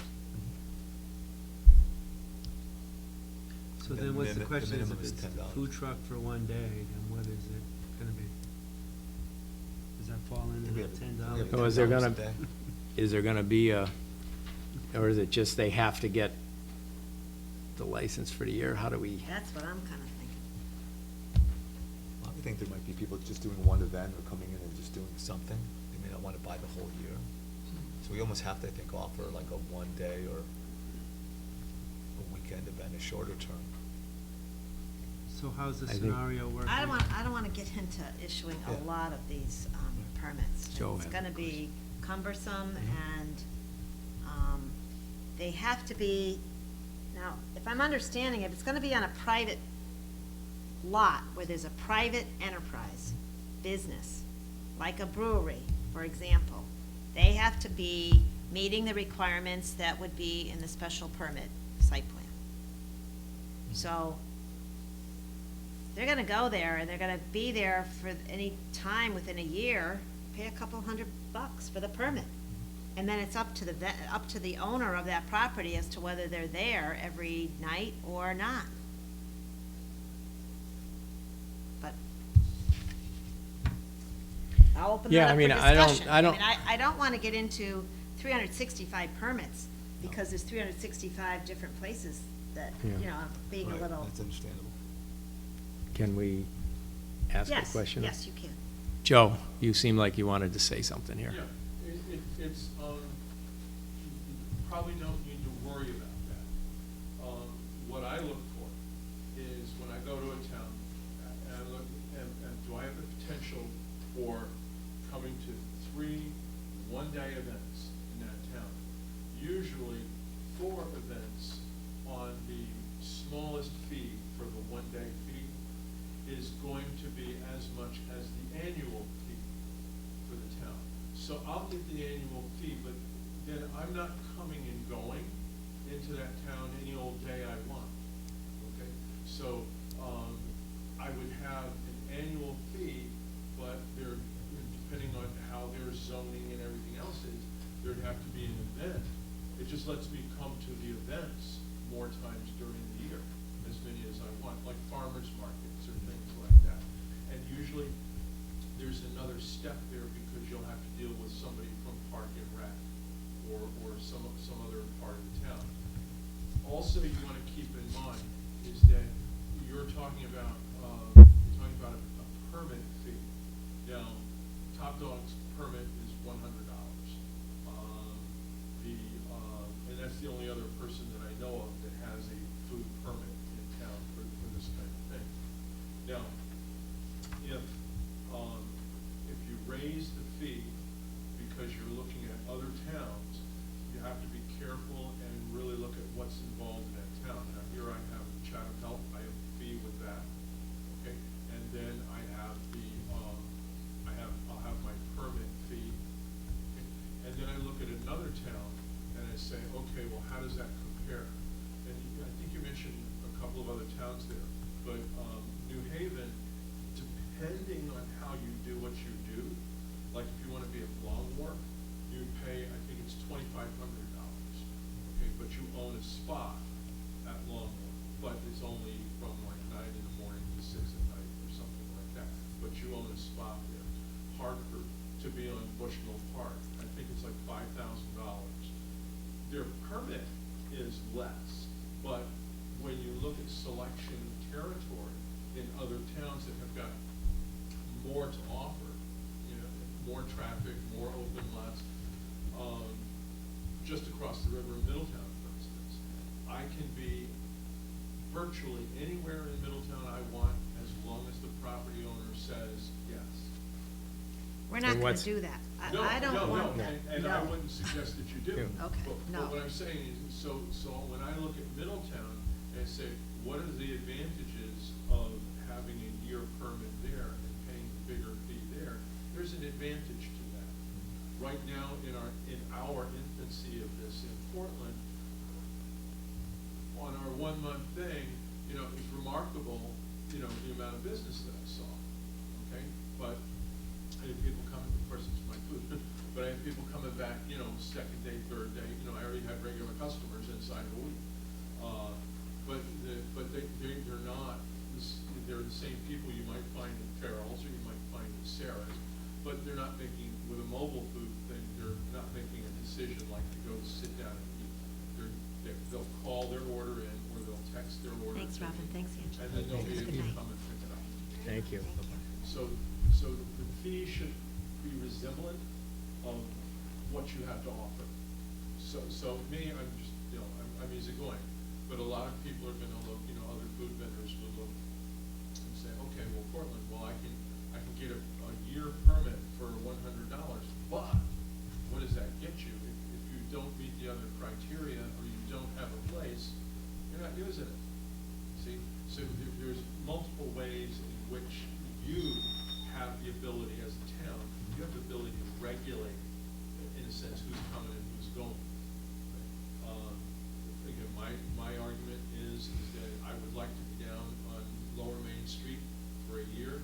I'm willing to put the bill, put the power in down there to say, hey, look how this can go. Okay, and so I think that's the just answer for what you're saying. And I think what we would do is, because the way this ordinance is set up, and hopefully, you know, it passes this way, that it would be January 1 through December 31. So from this point to January 1 would be a quarter of the year. So you'd pay a quarter of the $200. And then you'd renew it, so we know that you're going to stay in that location. And I would propose that it would be a permit just for that location. So there's another vendor in town that has, I think he took out a 3-month, or maybe it's a 6-month. And he only goes to the riverfront, and that's the only vendor. I mean, this is an area that is relatively new for us, and I would like to keep it as simple as possible, so that if it works, then I'll come back, we come back, the board comes back and determines what kind of changes they want to make. So it's not that you can't change this ordinance, but I want to get it started. We know that we want breweries to come. We have one business that's ready to get going. And we have one entity that wants to be in a permanent location on town property. And this ordinance begins to give us some structure. I don't think it's a perfect ordinance by any means, and I think we're gonna have to revisit it, because there may be some Okay. things that need to be tweaked. In terms of a brewery, I had a couple questions for you. If we charge the $200 a year, and that would be January to December, and you open up your business, how many different food vendors would you have? Or would it be one vendor, or you don't know yet? Would be multiple, and probably throughout the year dozens. So each of those, if they're paying $200 and you've got 100 vendors over the course of that year, it's $20,000. And they're It's right in quite a that, bit. they'd have to be in that, that same place They'd only that be your in that. site plan tells you? Okay. I mean, we're physically in that specific Right. spot. We put in that we're in that parking area. And so, I know I'm it's okay with difficult to 200. Yeah, I just think wrap your head around the concept of not being brick and mortar. The brick and mortar anchor is the brewery that's got hundreds of thousands of dollars Mhm. of equipment Mhm. that's taxable. But in looking It at other, happens to be a food, David, looking at other towns, the $200, from what we're looking at, is the base. well, I don't know how many towns were polled in that. How many do you have on there? To give you one example. Seven, I don't know, Seven. 7 or 8. Berlin, which, because, I know I'm intimately, know those numbers closely, because we're very close to a property there. Which town? I didn't hear you. Berlin. Berlin, okay. Now, they're a community of just about 20,000 people, and their fee for food trucks is 0. So, because Okay. there is a range, I don't know Wow. if it necessarily starts at 200, I think Middletown starts at 200. I think it's 100 and 125. Okay. And another fee to their health people, their health district, which is their own. See, city. ours, you have to be licensed within the district, and that's separate. So you could be in Hebron, you could be in Colchester, you could be in East Hampton. That fee is for all the towns. But for us, it would be, if they want to have their truck in Portland for the year, it would be $200. That's what we just talked about. But it would be payable to the town of Portland, not the Chatham Health District. And then, depending on your business, whether or not you charge them, that's a private transaction. That has nothing to do with the town. Correct? Yeah. Is that the way you understand that? We don't intend to charge a truck fee at our site. We think it's a service, and it allows our customer to stay a little longer. And it's also a public safety thing, as well.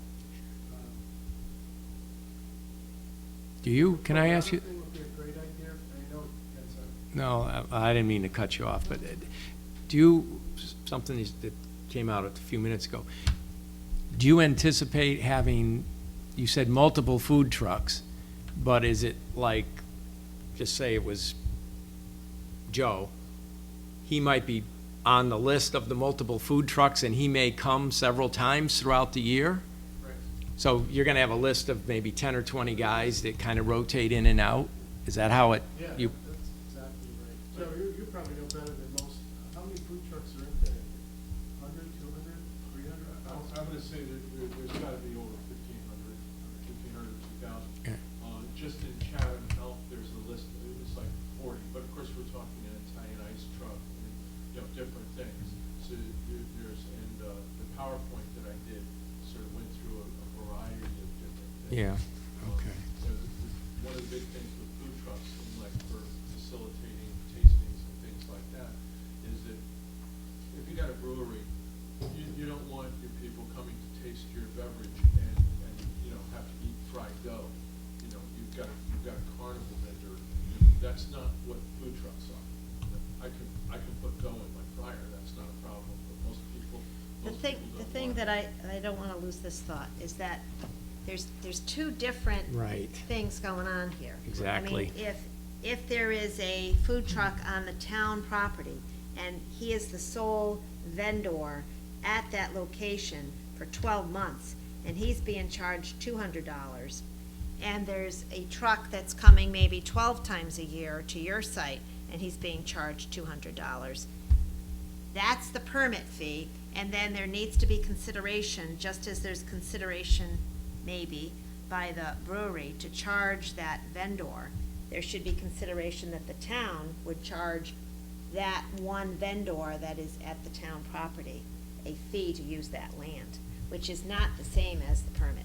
And that's something we haven't talked about. Well, your thought process is exactly what I was thinking. There's two different things going on here, and I think that's why I'm a little hung up on the fee, is it like, to me, using this one site, using town land for a year and paying only $200 when the brick and mortar guy has to pay thousands in taxes seems a little unfair. But then on the other hand, the food truck guy going to a brewery maybe 10 times a year, alternate once a month or something. Which is more reasonable, 150 to 200 is more reasonable for that. So, yeah, maybe, I don't know, maybe we gotta So the look at. board would have to talk about whether or not and what you would charge someone to use your property, the town's property, to have a food truck, as opposed to just the permit. So the other part of that is that we're talking about two different things, but there's a symbiosis here. Right. Because if I go over, Dave, is it? Yeah. If I go over to Dave's for a tasting, I'll be there for how long? How many hours are you gonna do? 4 or 5. And how many people are gonna come through for the tasting? Okay, so. But my decent experience- amount. My experience is a decent amount, which that number, whatever it is probably 5 times what I would see in, a half a day, but located between the water treatment facility and the medical marijuana facility. Except that the bridge is gonna be worked on in 2020, and there might be a few more people, there might be fewer. Well, Depending if on you're whether as they good wanna- as you say you are, I think you're gonna have You're gonna business. have some I looked business, into yeah. getting into the new FedEx hub, okay, and we're being involved in that. The problem there, or the problem with the bridge thing is, large construction projects, you'll see some, but here's the problem, is that they're on a schedule, and those people get a 15 minutes, all of them get the same 15 minutes in the morning, and then they get a half hour for lunch, right? There is no time, they bring their food, Yeah. there's no time for them to go get food, just because there's a huge construction project. I was doing a thing in another town, and we got a fair number of construction people from a construction project, but they sort of rotated because they couldn't be all in trouble at the same time. If the boss was there also, then they would get in trouble because they're supposed to be on site working, not over at my food truck. But to bring the board Yes. back. Yeah. What I'm interested in knowing is what kind of fee you wanna charge for just the permit, not the use of town land. Cause I think that's another discussion. So is it Okay. 150 for any vendor that comes in to have a permit for the entire year? And if they come in the second quarter, then they're charged for half a year? You know what I'm saying? They come in. Prorated, yeah. Yep. If they come in the second quarter of the year. Well, I want to kind of, I think this ordinance is written, so you standardize January 1 through December 31. Right. But if you're coming in September, I Oh, wouldn't charge you the 150. Correct, you'd Because then charge you're them gonna one get charged quarter again. of that. Okay. Don't you think that's fair? Yes, that's fair. Whatever the number, that's prorating it is Yep. fair. And then we if want they, you to be successful. yeah. Well then, I forgot your name. Dave. Excuse me. Right. So, have you done this before, where you've had food vendors come to your location? Okay, so you're, We don't, we just know the anecdotal evidence around other breweries, and I think we Okay. most of the players in the state, so. so what kind of range? You said Berlin, 0. Yeah, well, What- 125 to the city of Middletown, 0 in Berlin. And, you know, I mean, I think there was in Madison, I mean, it's driven by the community as well. Yeah, well, It's just- the number of people, So Middletown was 125? 125 plus their in-house, health department. Oh. So it was 75. So there's 200 total. But that's, but you have Chatham Court here, you gotta do, No, or not Chatham, Health, Health. sorry. Yeah. So it would be the town permit plus the health department, of course, Okay, which is separate. yeah. But I'm saying Middletown Chatham is Health, 200. the brick and mortars have to deal with Chatham Health too. Everybody does. And food trucks know. Yeah. Well, I would say if our neighboring town is only 125, then we gotta take that into consideration. Well, we had Yeah. 150. We have 150, then I think I could live with the 150, but the use of town land for an No, entire year, that's different. regardless of And who. that's something the selectmen have to talk about another time. And that's, I Okay. think, Rick, I'm agreeing totally with you. That's what was confusing me. too. That's what, I was hung up on that, I Yes. guess. So you verbalized it, but that's what I was Yeah, so we're looking thinking. at just the permit cost for a food truck to operate within the town of Portland at a specific commercial site Yep. and/or, probably or, a town site.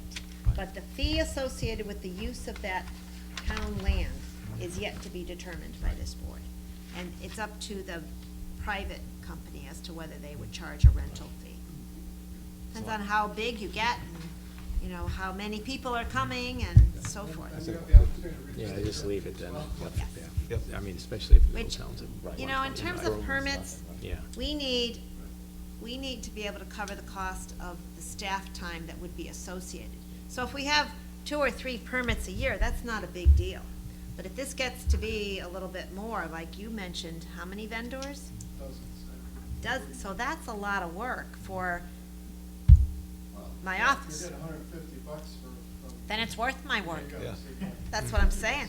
Then we have enough. And $100 it- with 100 Right. people, that's 10 grand. Yeah. That's quite a bit of money to fill out some papers. Yeah. I think we might be able to manage it. So I guess the question I have here is, obviously, we know Joe is waiting patiently for some sort of an answer here, so, But you get the point. that No, I understand. You haven't told me what you want to charge anybody. I know, but I'm just trying to understand is that is what we talked about. I know, I understand what you're saying, I agree, we gotta look at that. But that's not a 5-minute discussion. That's a deeper discussion. That's probably gonna end up being a deeper discussion than we just had on this ordinance. So Joe's sitting there, he wants to know what we're gonna do. I mean, the only thing I say to Joe is, we may agree to do this and it's 1 year, but it's 1 year. I mean, we may turn down around a year from now and say, we want to add this additional cost. Like, I would think we might be looking at additional costs that might come into play. I think it's kind of a year-by-year thing we're gonna be looking at, right? I'm just trying to We've understand. only allowed people to use town land as a food truck, more as experimental.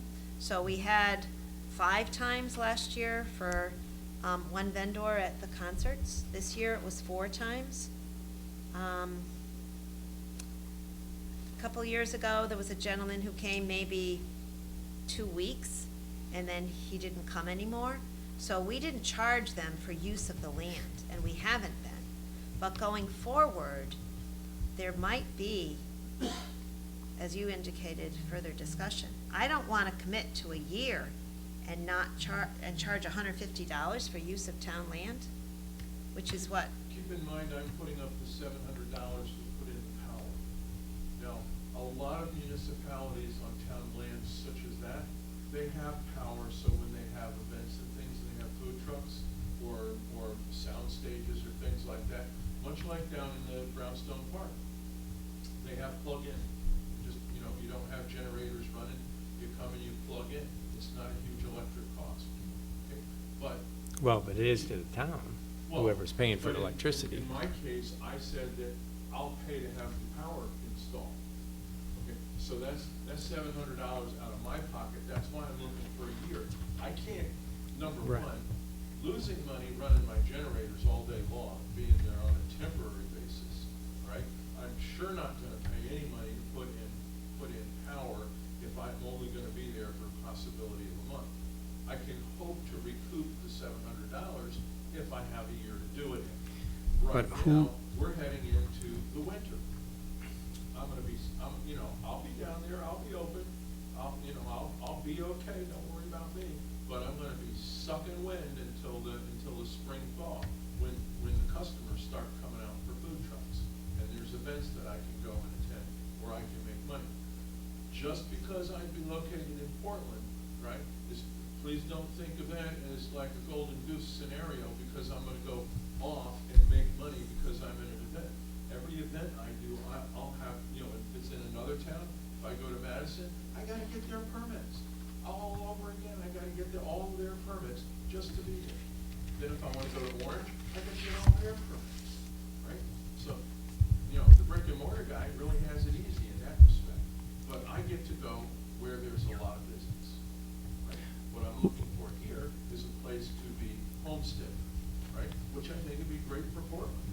So who's gonna pay for the electricity, the usage? He is. You are. Putting it in, I'm putting the meter in and I'm paying the bill. Well, okay. It's the second year we have to charge him. It's the second year that we'd look at it, maybe, I don't know. So Well, I think you're making a reasonable investment in the fact that you're gonna pay for the power, so I don't, And we Have would a- not pay for any destall of it. Right. Is that a word? Yeah. Deinstall. Uninstallation. Thank you. uninstall. I like the install though. Is there any reason why we can't, because we've done one other permit before, we've kind of played around with it, we've tried it. Why not go for 150 for the year? You put the power in, and then we evaluate at the end of the next year and see how it's worked and what we need to do, and we'll use you as a guinea pig in the best possible sense, Are you gonna let him cruelty-free. to go now, or are you gonna wait till the ordinance passes? That's his question. But what's it gonna take to pass the ordinance? Well, you have to go to a public hearing, Oh, and yeah. Jim was pointing out to me our calendar. If you're gonna do a public hearing, you'd probably do it, the first meeting in October is tight. I don't know if I can get it in. notice be a problem. Right, I gotta have a 7-day notice. Okay. But we could- we could look at It the doesn't 16th. change the ordinance. one That bit. same 16th that we're doing the meeting. Well, we could maybe Okay. look at, there's probably, given the year, a little, the calendar of Mhm. events, a little less urgency on the dog park Mhm. hearing.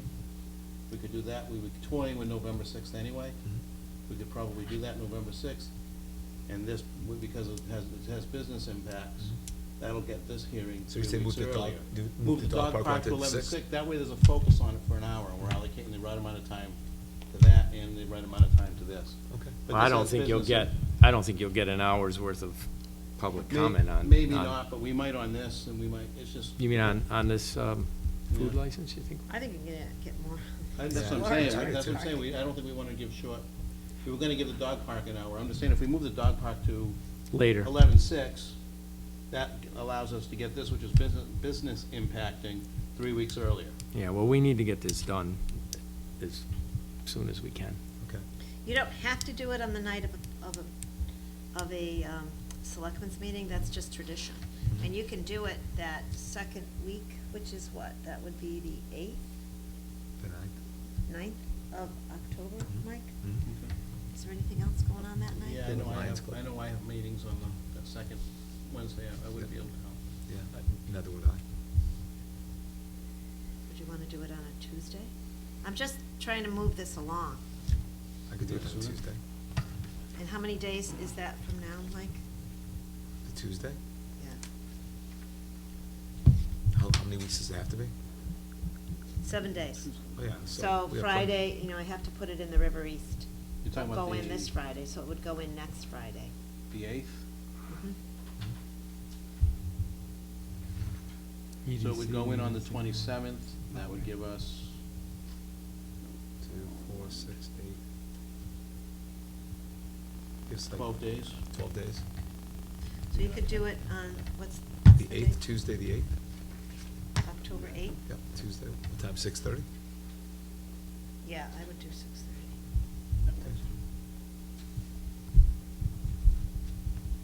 Are there any suggested language changes in this ordinance? So that meeting is for the ordinance? Yes. And is that gonna be a graduated permit schedule? Is someone coming from out of town gonna pay the same as someone from the town? The ordinance does not include the fees. The fees are set by this board.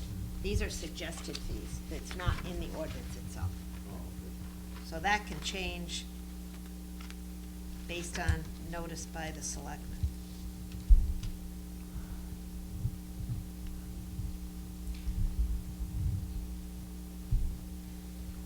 So we could tackle it that night.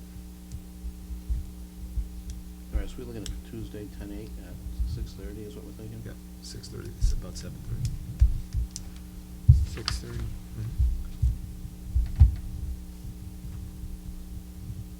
Well, being we have no other meeting after, we don't necessarily have to go, we can go Yeah. anytime Yeah, almost. so we'll start at 6:30. You might. I might Get out say, I sooner, might, I think 7 yeah, well, o'clock. you get out sooner, but what Yeah. about people that are, I don't know, working That's or true. Wanna do having their 7? dinner? There is an EDC meeting Oh, Hmm? the, on the 8th. oh, there is? EDC? Hmm. Well, then you can go to the next week, which is your 15th. regularly scheduled meeting. We'll just change the, because I also have to send this to the attorney, so maybe, we'll make it the 15th? I think it's Yeah. the 16th was the next. 16th, we'll one. just keep it to the 16th. And then we'll change, if the selectmen are in agreement, we'll change the hearing for the dog park to November 6th. Is that a friendly amendment to the? Yeah. I think you need to repass that motion. Yeah, you made it, so, Okay, oh, did I didn't, you made the motion for the dog park hearing, right? oh, what, a date?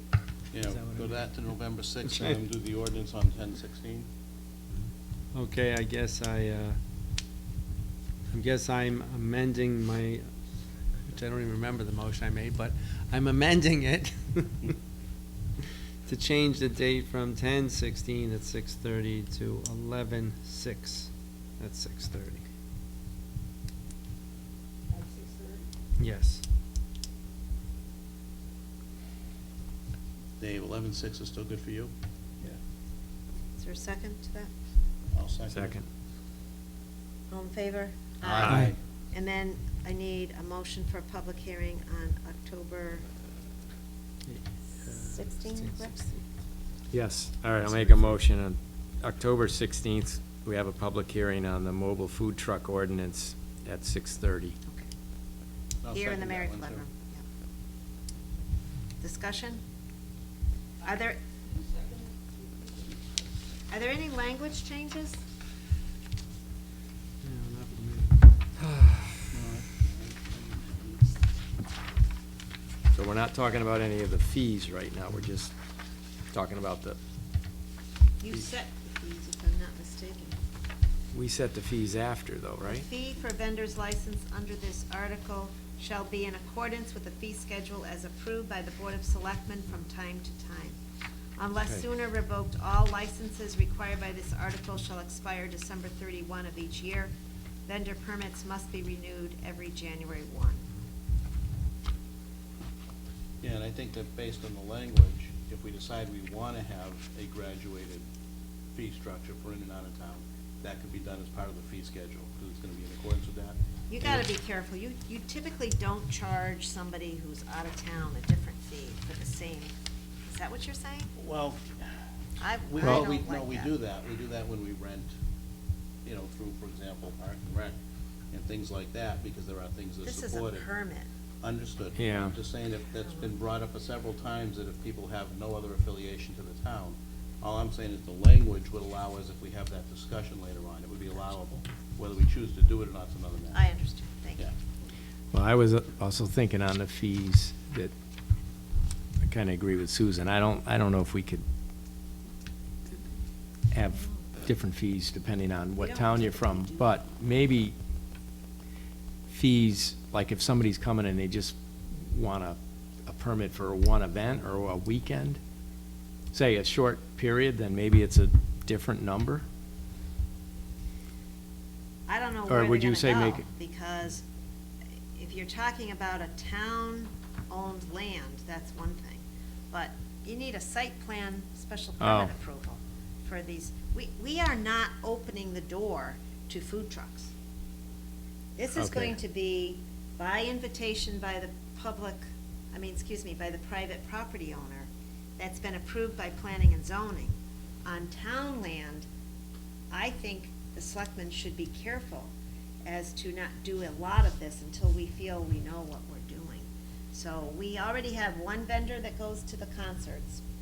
He's not gonna wanna pay $150 if he's only there 5 times a year. Well, that's what I was, Yeah, so are we gonna have a different, we can do that. But or it's gonna be different, I think, for Then- private property owners. I think, I don't know. is that this you a wanna question have- for the attorney? I don't town know, attorney? no, I think it's a question for us. Okay. I'm not comfortable, tonight at least, in having a lot of different vendors coming to a lot of different places that hasn't been approved by planning and zoning. We are exempt from zoning, town. Right, but the way this is written, you or Officer Millardo, I think, are gonna approve these people coming for licenses and where they However, go on town land. If I'm understanding, when they're on private property, that has to be approved by planning and zoning. On any private property? Well, I don't know. No. Does the I vendor was- have to be I- approved? I gotta ask zoning, because I'm not Yeah. a zoning expert, I Yeah. don't know. I was gonna say, that the question there would be, does the vendor have to be approved? It's the site plan to accept the vendor. Right. Would have to be approved. Right, that's clearer. Again, it's very specific. Somewhere on that site plan will do demarcation. Right. Trucks to park. But Well- we'll know how many private property owners have that approval from planning and zoning. So, let me give you my example is, I'm a food truck vendor. I don't know if Portland's a good market or not, but I got an opportunity to go there for a night or two. I don't know if I want to spend $150, but maybe I'd spend $25. Right.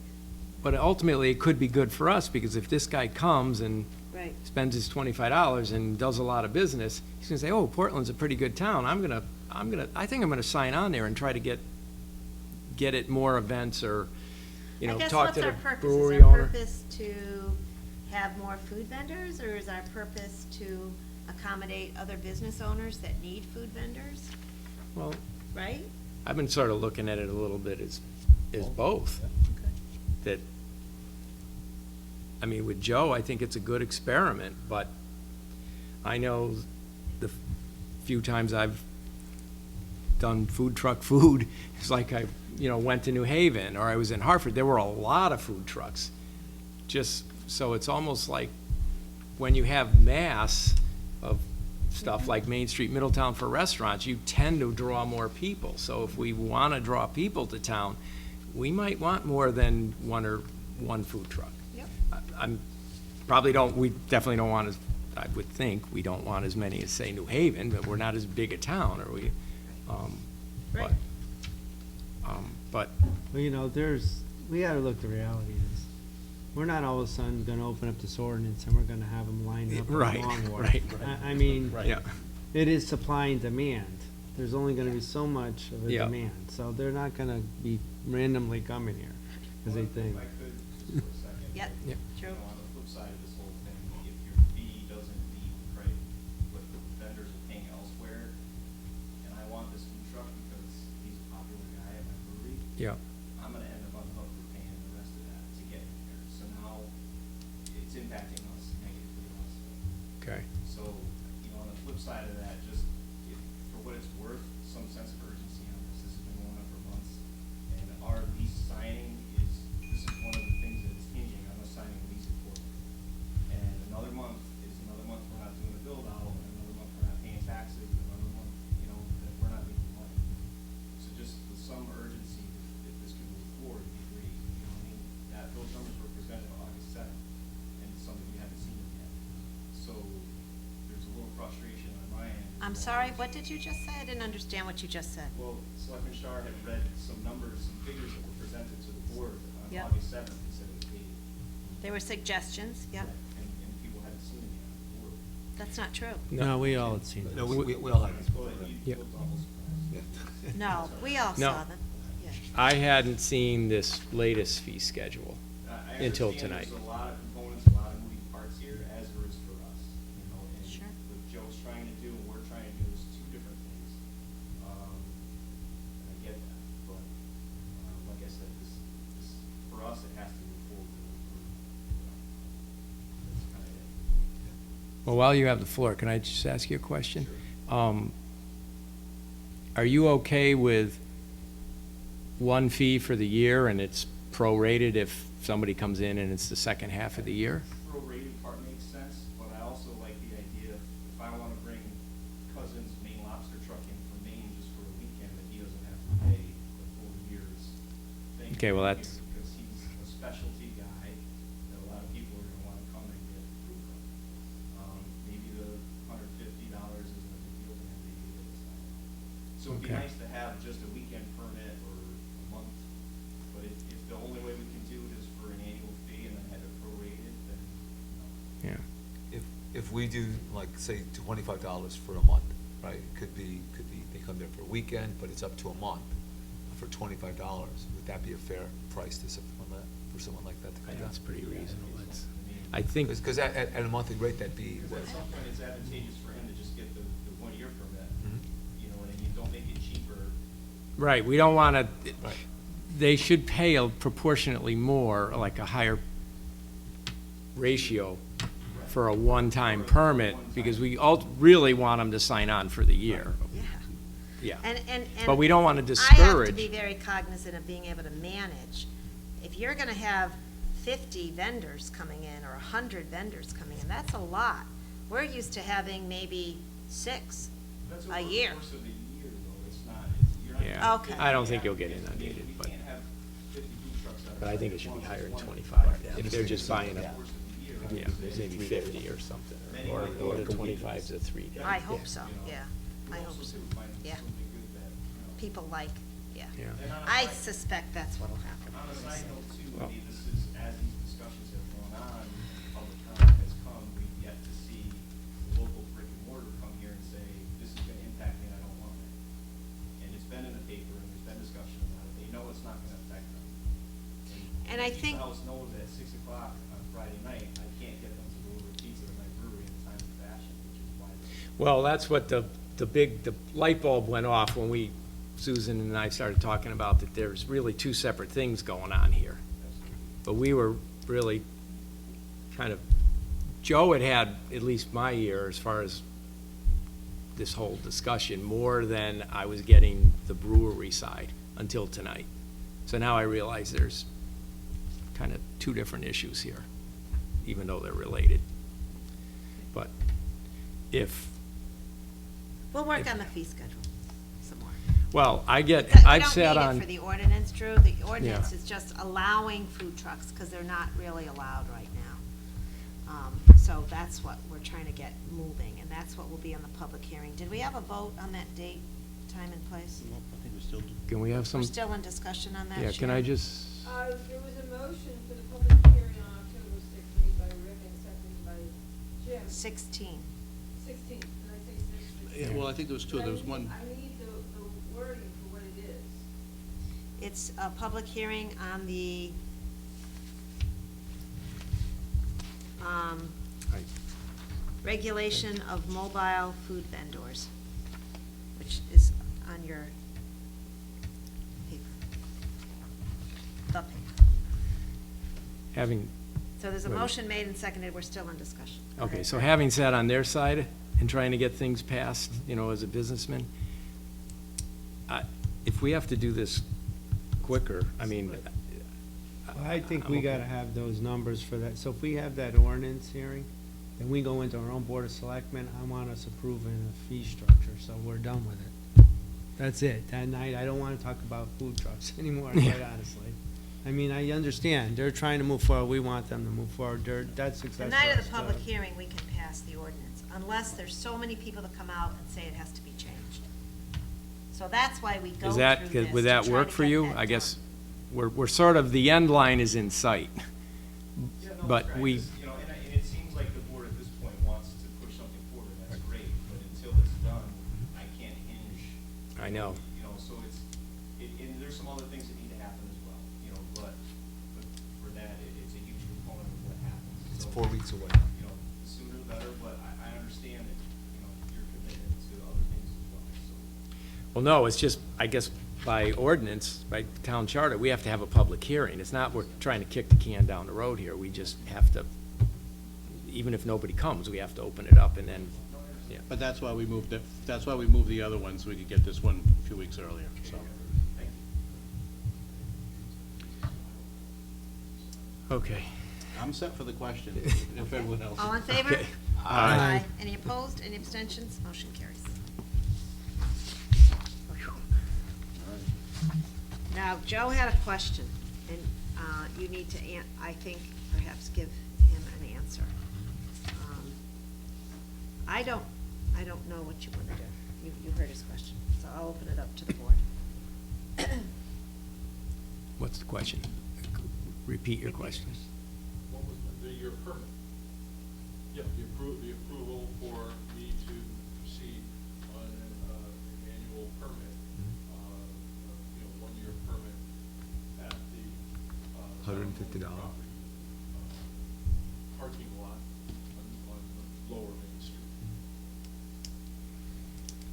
You'll incur the cost of setting up the electricity as well as paying for the electricity. Yes. See, the ordinance hasn't been passed yet. Right, so can we do that?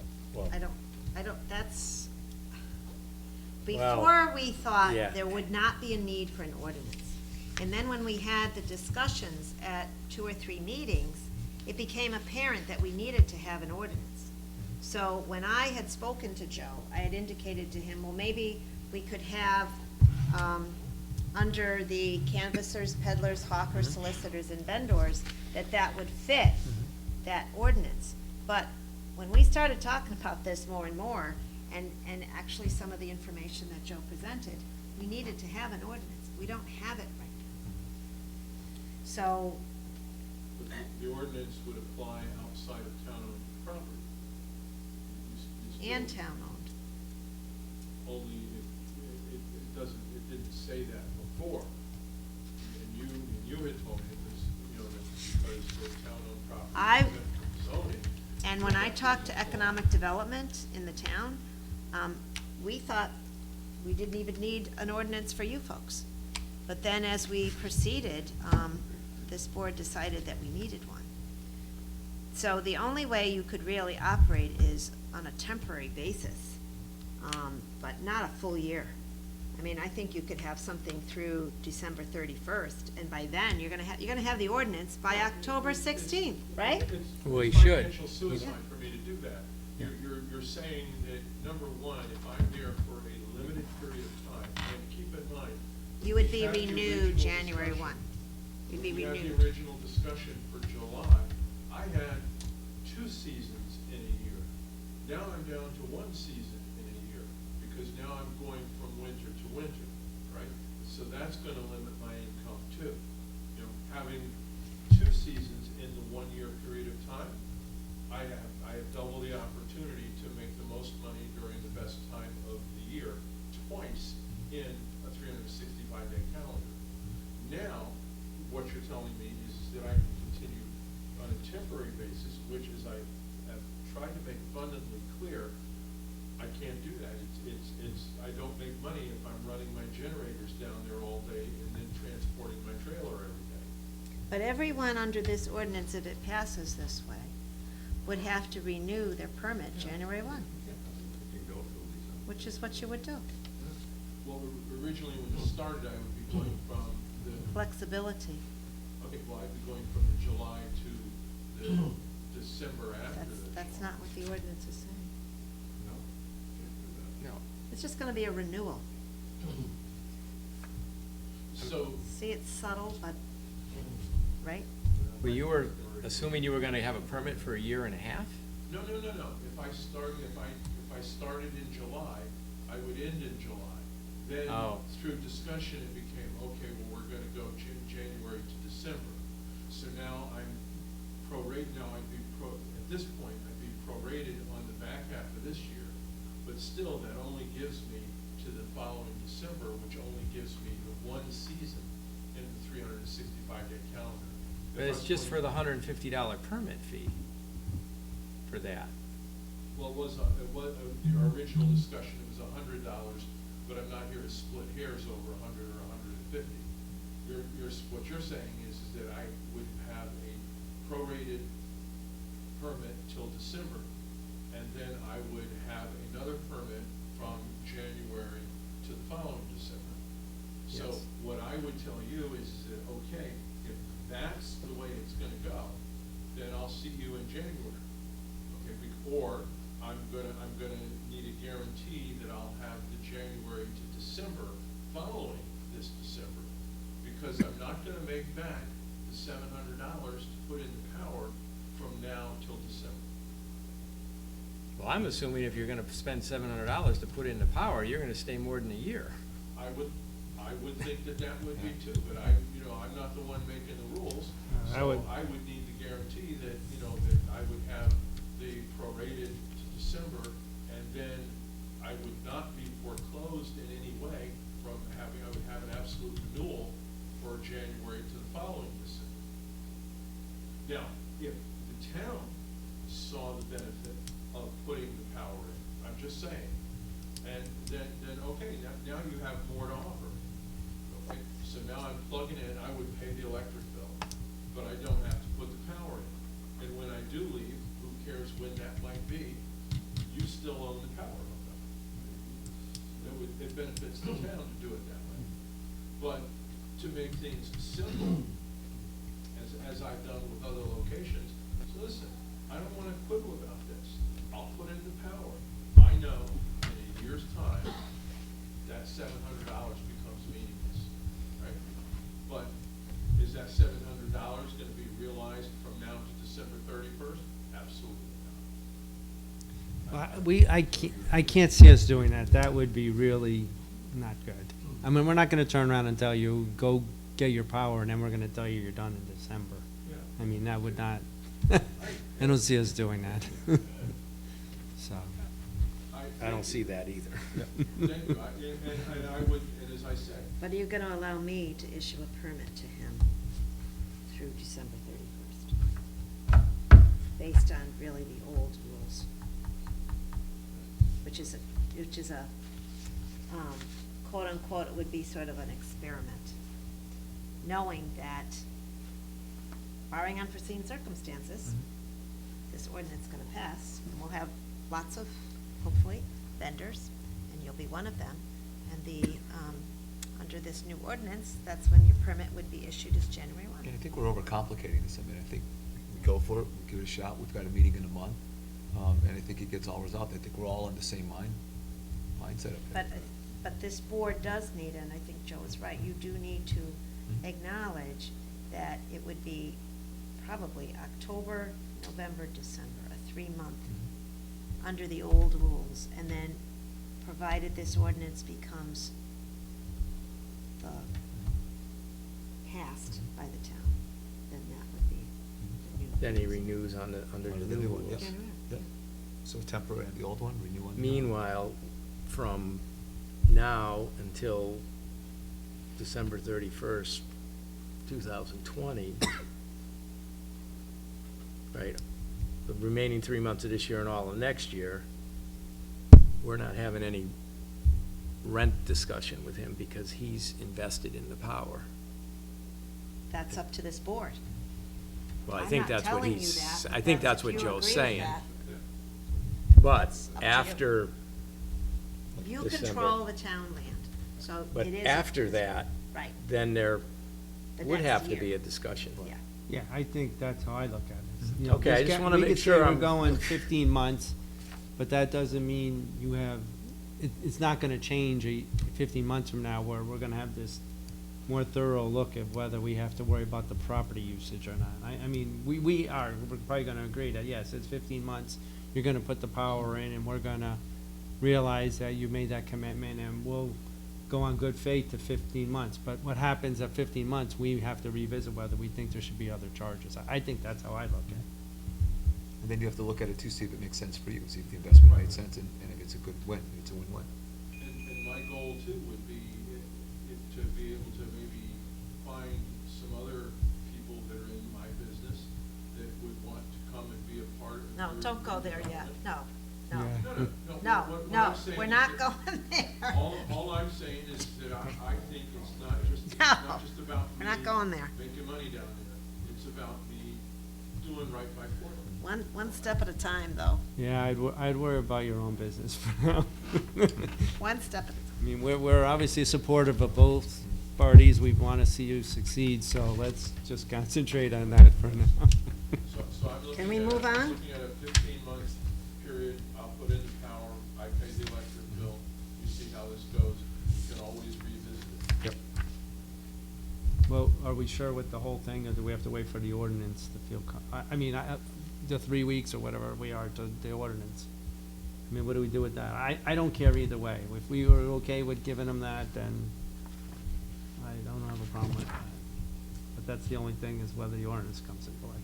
I would accept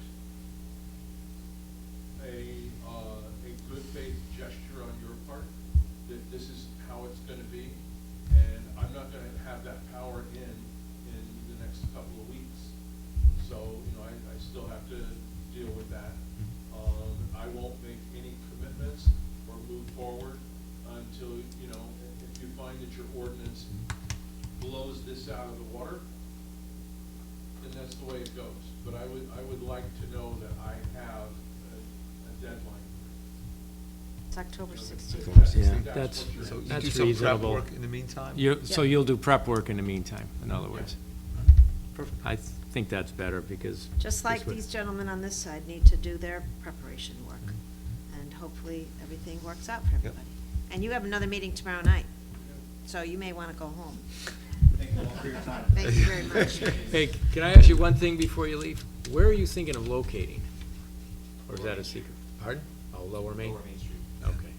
Next to the food truck. Walking distance. We're still kind of in lease negotiations, so, All right. but everything's coming along very nicely. Good. Good. Guys, thanks for coming. Thank you, guys. Thank you. Thank you. No, Dave has to go home. All right, moving right along. Can we take a 2-minute? Yes, 2-minute recess. Agreed, everybody? Thank God. Consensus, that's 2-minute fine. recess. Yes. The changes in the Minimum. minimum wage. So we put together the suggestions for you. Like to pull that out? So 11 is the number for the new minimum wage, so everything else is just scaled to try to make it Yes. fit. As you can see, we tried to keep it as simple as possible. So worker 1 goes from $10.87 to $11, and worker 2 goes from $11.58 to $11.72. But then for the park and rec and youth services, we simply eliminated the counselor one. So those, So you went up the same percentage? In other words, the 1187 to the 1087 to $11 and 1158 to 1172, are those both same percentage I believe increases? so. Tom did this, and I believe that is what we did. No, we'll just double check his Want to math. double check the math? Thank you.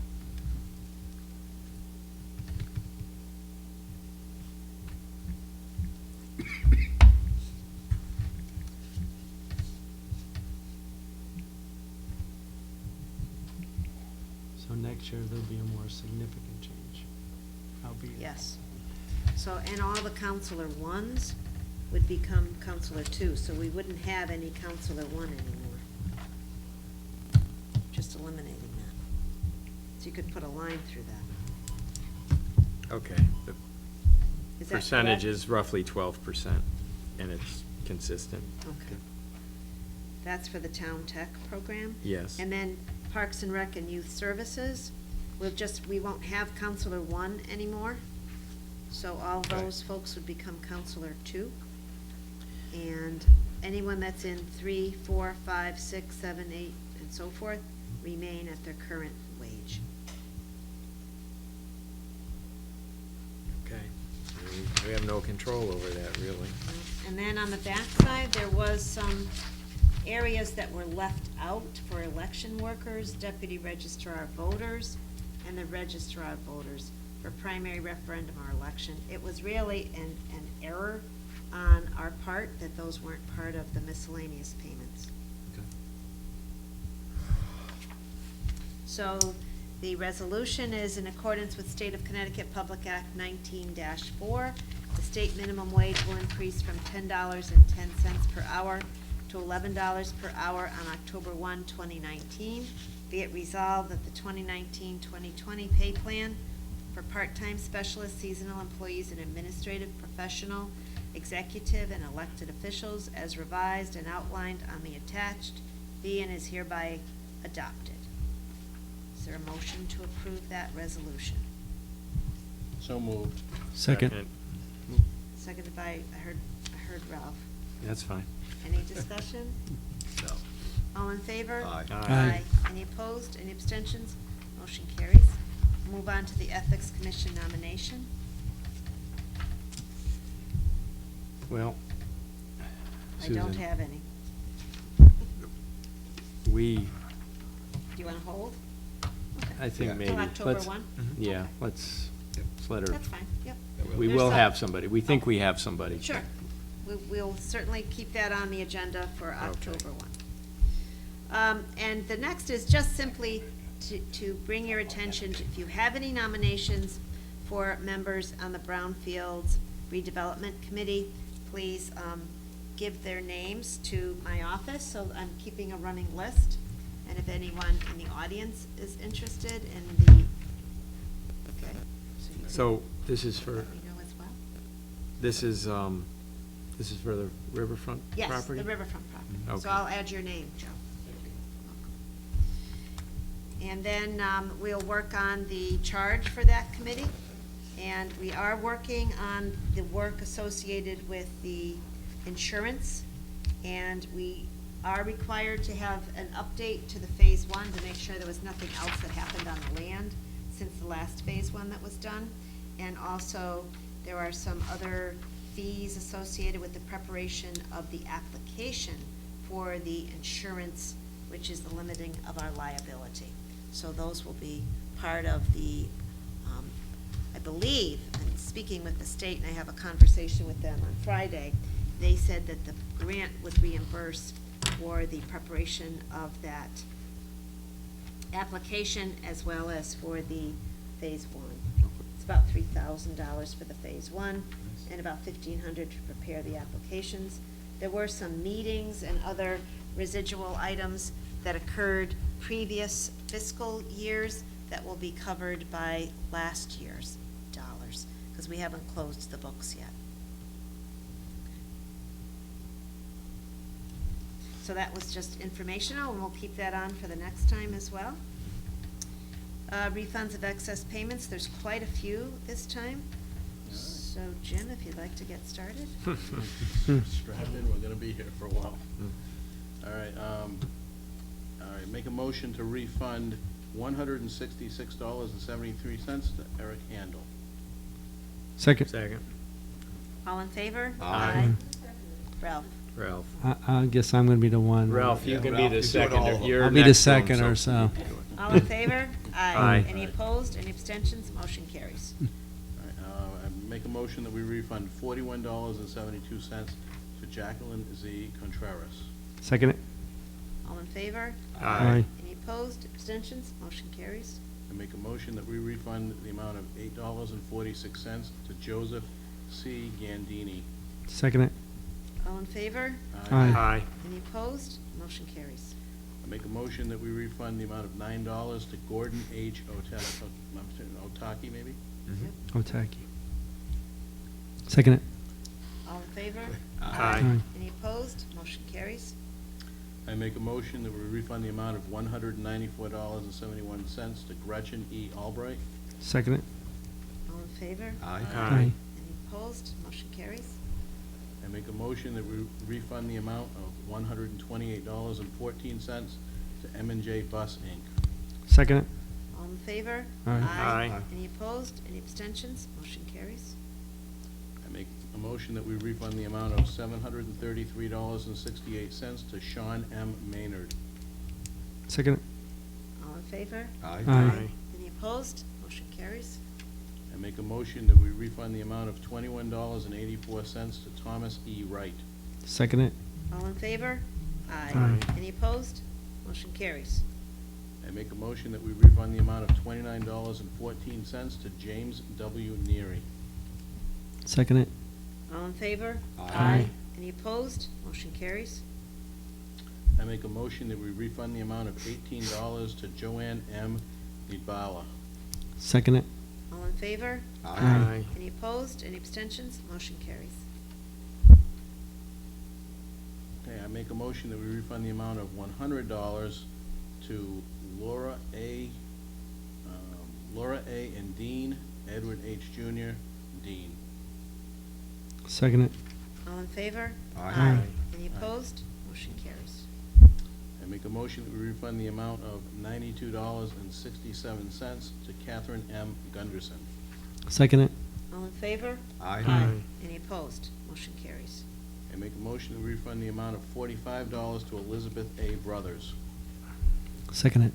All in favor? Aye. Any opposed? Motion carries. I make a motion that we refund the amounts of $17.24 and $64.27 to Jane S. Marino. Second it. All in favor? Aye. Any opposed? Motion carries. I make a motion that we refund the amount of $147.41 to Lawrence Marino. Second it. All in favor? Aye. Any opposed? Motion carries. I make a motion that we refund the amount of $40.74 to Sandra J. Morocco. Second it. All in favor? Aye. Any opposed? Motion carries. And make a motion that we refund the amount of $16.91 to Jeffrey S. Sarah. Second it. All in favor? Aye. Any opposed? Any abstentions? Motion carries. I make a motion that we refund the amount of $6.83 to Walter W. Olson Jr. and Ruth L. Olson. Second it. All in favor? Aye. Any opposed? Motion carries. I make a motion that we refund the amounts of $11.40 and $22.52 to William L. Walsh Jr. Second it. All in favor? Aye. Any opposed? Motion carries. I make a motion that we refund the amount of $38.45 to Joseph A. Scott. Second it. All in favor? Aye. Any opposed? Motion carries. I make a motion that we refund the amount of $262.16 to VCFS Auto Leasing Company. Second it. All in favor? Aye. Any opposed? Motion carries. I make a motion that we refund the amount of $76.04 to Timothy E. Dickerson. Second it. All in favor? Aye. Any opposed? Any abstentions? Motion carries. I make a motion that we refund the amount of $232.62 to Johnson and Johnson Finance Corporation. Second it. All in favor? Aye. Any opposed? Any abstentions? Motion carries. I make a motion that we refund the amount of $29.35 to Peter E. Lucas. Second it. All in favor? Aye. Any opposed? Motion carries. I make a motion that we refund the amounts of $77.31 and $38.70 to Jean D. Barisi. Second it. All in favor? Aye. Any opposed? Any abstentions? Motion carries. And I make a motion that we refund the amount of $384.15 to VW Credit Leasing Ltd. Second it. All in favor? Aye. Any opposed? Motion carries. That's it. Public comment? I think that's the only one comment. Well, thank All you. right. And thank you for your help, both gentlemen that are still. Thank you for your Yeah, patience. Yeah. Thank you, Don, and thank you, You didn't want Joe. any, And, let's see, we have informal discussion. you didn't want any status or committee reports? It's up to you. If you have one, sure, go ahead.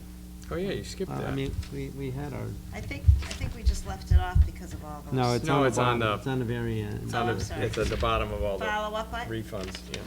Oh, I skipped it. Tell us about your park. Status and. It's about the park. So what I will tell you is that they've, the last couple days, they've been pouring the splash pad. Jim's gotten some great shots of Jim's- that. Yeah, I that got a work. sneak preview of his pictures. So they were doing that. They've been working on the dugout pads, and they have some of the piping, and they poured the slab for this concession building. And they have the tubes necessary for doing the bases for the playground equipment. So ultimately, what'll play out is that around the 1st of October, the splash pad company's coming out to install the fixtures. The dugouts are gonna ship on September 30th, so about that same time, they'll be coming with the dugouts. And the first week of October, they'll be working on the playground installation. So there's a lot going on that first week of October. Starting to look like a park. Yeah. So, and he'll be working with regards to paving in the next couple weeks. I think he said 2 weeks from now, he expects, second week of October, he expects paving. So, Wow, that's How you great. doing on the financial side? financially, we're looking okay. Good. Great. Any other committee reports? Jim? Yep, we did have a meeting, last, I guess was, last Friday of the sidewalk committee, the sidewalk, Board of Selectmen subcommittee, I should say. And, basically, we, as a result, when we went out and we did our tour from the previous meeting, we had noted some busted panels that were just south of Fairview on East Main Street.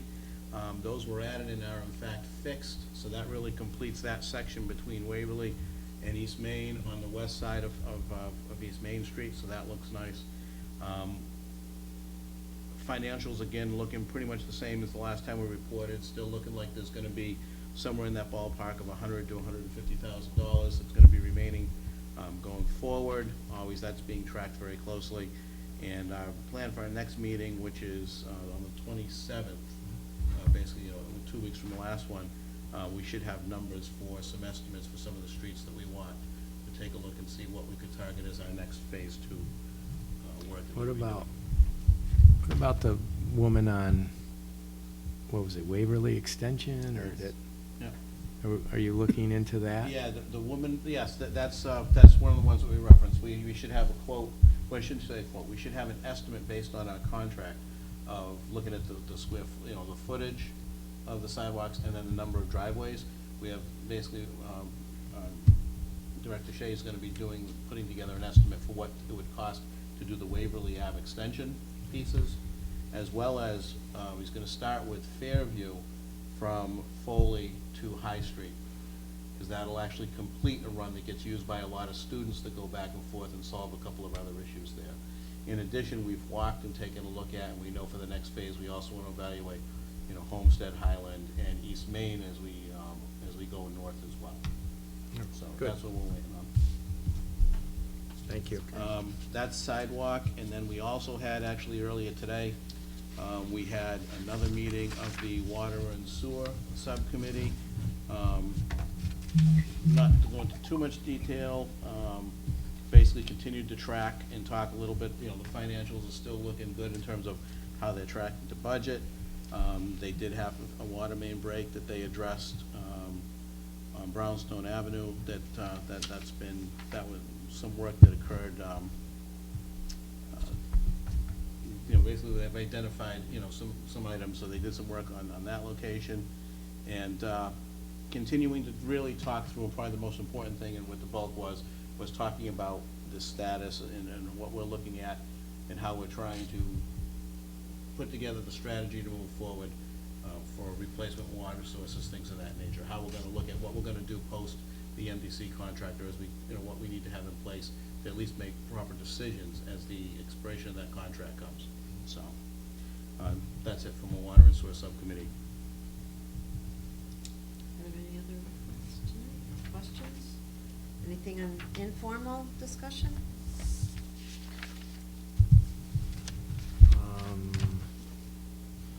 I'll just bring up, I don't know, an item 12. Okay, thing. sure. I think one of us that's not in the Exchange Club should get in touch with Jim Hill and just shake the branches a little to see where they're at with the land swap that we talked about earlier in the year. You want me to give him a call? I'm not in the. Mike, you Yeah. want me to do that with you? Yeah. There's two I of mean, you. you and I can do it. Okay, we'll do it. I mean, Yeah, Lou, that I was think the two Lou's people been that talking to him, but I don't wanna let this keep, I'd like to try to get this done Let's this year talk tomorrow, we'll because figure out when to get a hold of him. We'll get a hold of him. there's You a have- couple of things going on up there beside the boat, potential canoe kayak launch site. There was some talk at the Water and Sewer, our subcommittee meeting about possible, it might be a possible well water source up there. And I just think we should resolve so that we have good access. idea. Do you have And- Jim's number too? I do. Okay. I'll give it to you after the meeting. Okay. That'd be great. Excellent. Thank you. Um, Awesome. And then, just as far as general discussion, Yep. I thought the beautification committee, had a really nice presentation. I didn't want to come across as negative. I was just concerned about Of course. spending money, Yeah. and especially in light of what, happened with the school budget this year and stuff. So, I just want to let you know, I mean, I'm all for beautification. I just wanted to make sure that, we And I weren't. think we need to maybe assist in any way we can with some fundraising ideas for them, Yeah. because I think it's, Yeah, I was kind of like, where I was coming from is like, I don't mind spending the money, but let's know that we either have it or we have a means to raise it. right. And, they were coming in north of 5,000.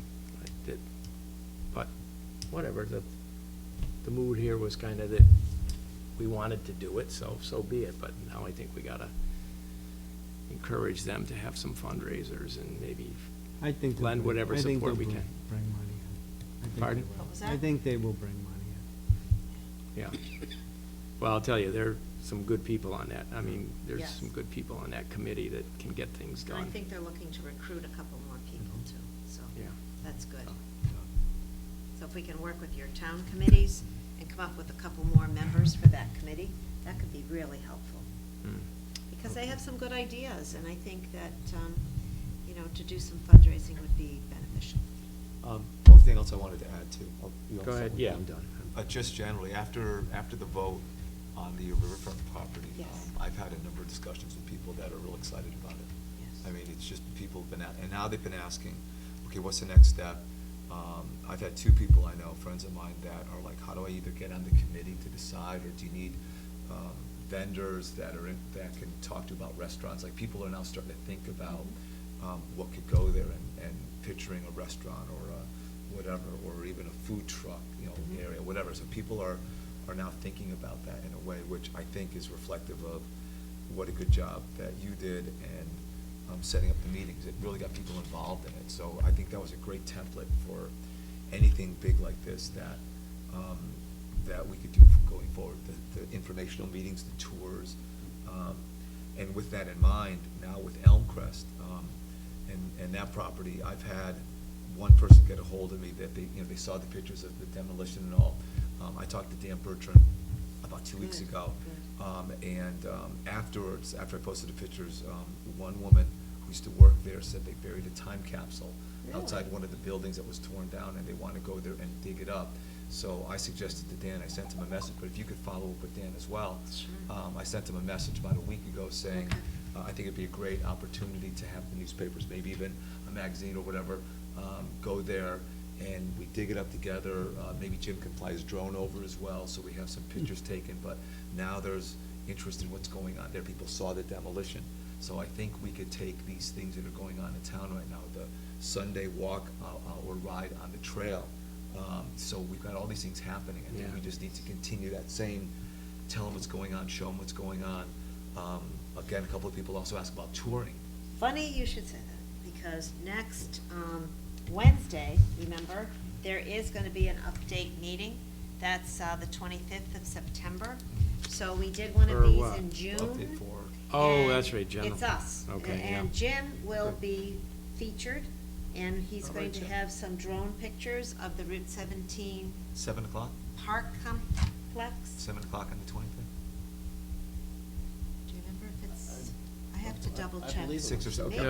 No, it came in 6:30. a, I think it's in an 6:30. email. Yeah. Okay, no problem. I'm gonna I add it right think now. it's I don't have it. 6:30. Awesome, thank you. But we'll have an update on the airline trail, Mhm. because we do have a enlarged parking area there and some drainage work that was done that completes that project. We also have a routing study that would help us determine how we're going to go west on that project. We'll have an update on the, as I said, the Route 17 recreational complex with pictures. As well, we're going to, I'll speak with the owners of Elmcrest, and Jim is gonna try to fly the drone over that too, so people will be able to see what's going on there. And we'll have an update, hopefully I'll have a little more information next week on our applications. Hopefully they'll be in for we're gonna apply for 3 separate. Sorry, 6:30. Thank you, 6:30, Jim, yeah, that's thank what you. it was. Sorry. Where was I? 3 No, separate, sorry. you're gonna 3 apply for separate. 3 separate. Thank you. That's You're not okay. tired yet? It's 10:30, so I'm a little tired. Thank you. So, right, so they'll apply for the 3 separate parcels. Remember, we talked about that during the public hearing for the insurance? Oh, on the, kind of the insurance or the? The liability. Liability, Limited, right. okay. And anything else that people have questions on? So I hope the selectmen can attend, because we need your answers and your input, and hopefully it'll be well attended. We'll start putting a little bit of word out on that too. Excellent. Awesome. Like, maybe Perfect Put time. that out, and let Mhm. people know Yep, to come here. excellent. That's all I have. And I know that Ralph has mentioned that we should do That's a sort of an sell. open house on the recreational complex, once it's at a stage where people can safely walk. It's not gonna be necessarily a ribbon cutting, but it'll be a place where you can walk and see what it is that we have. So we're thinking sometime in October.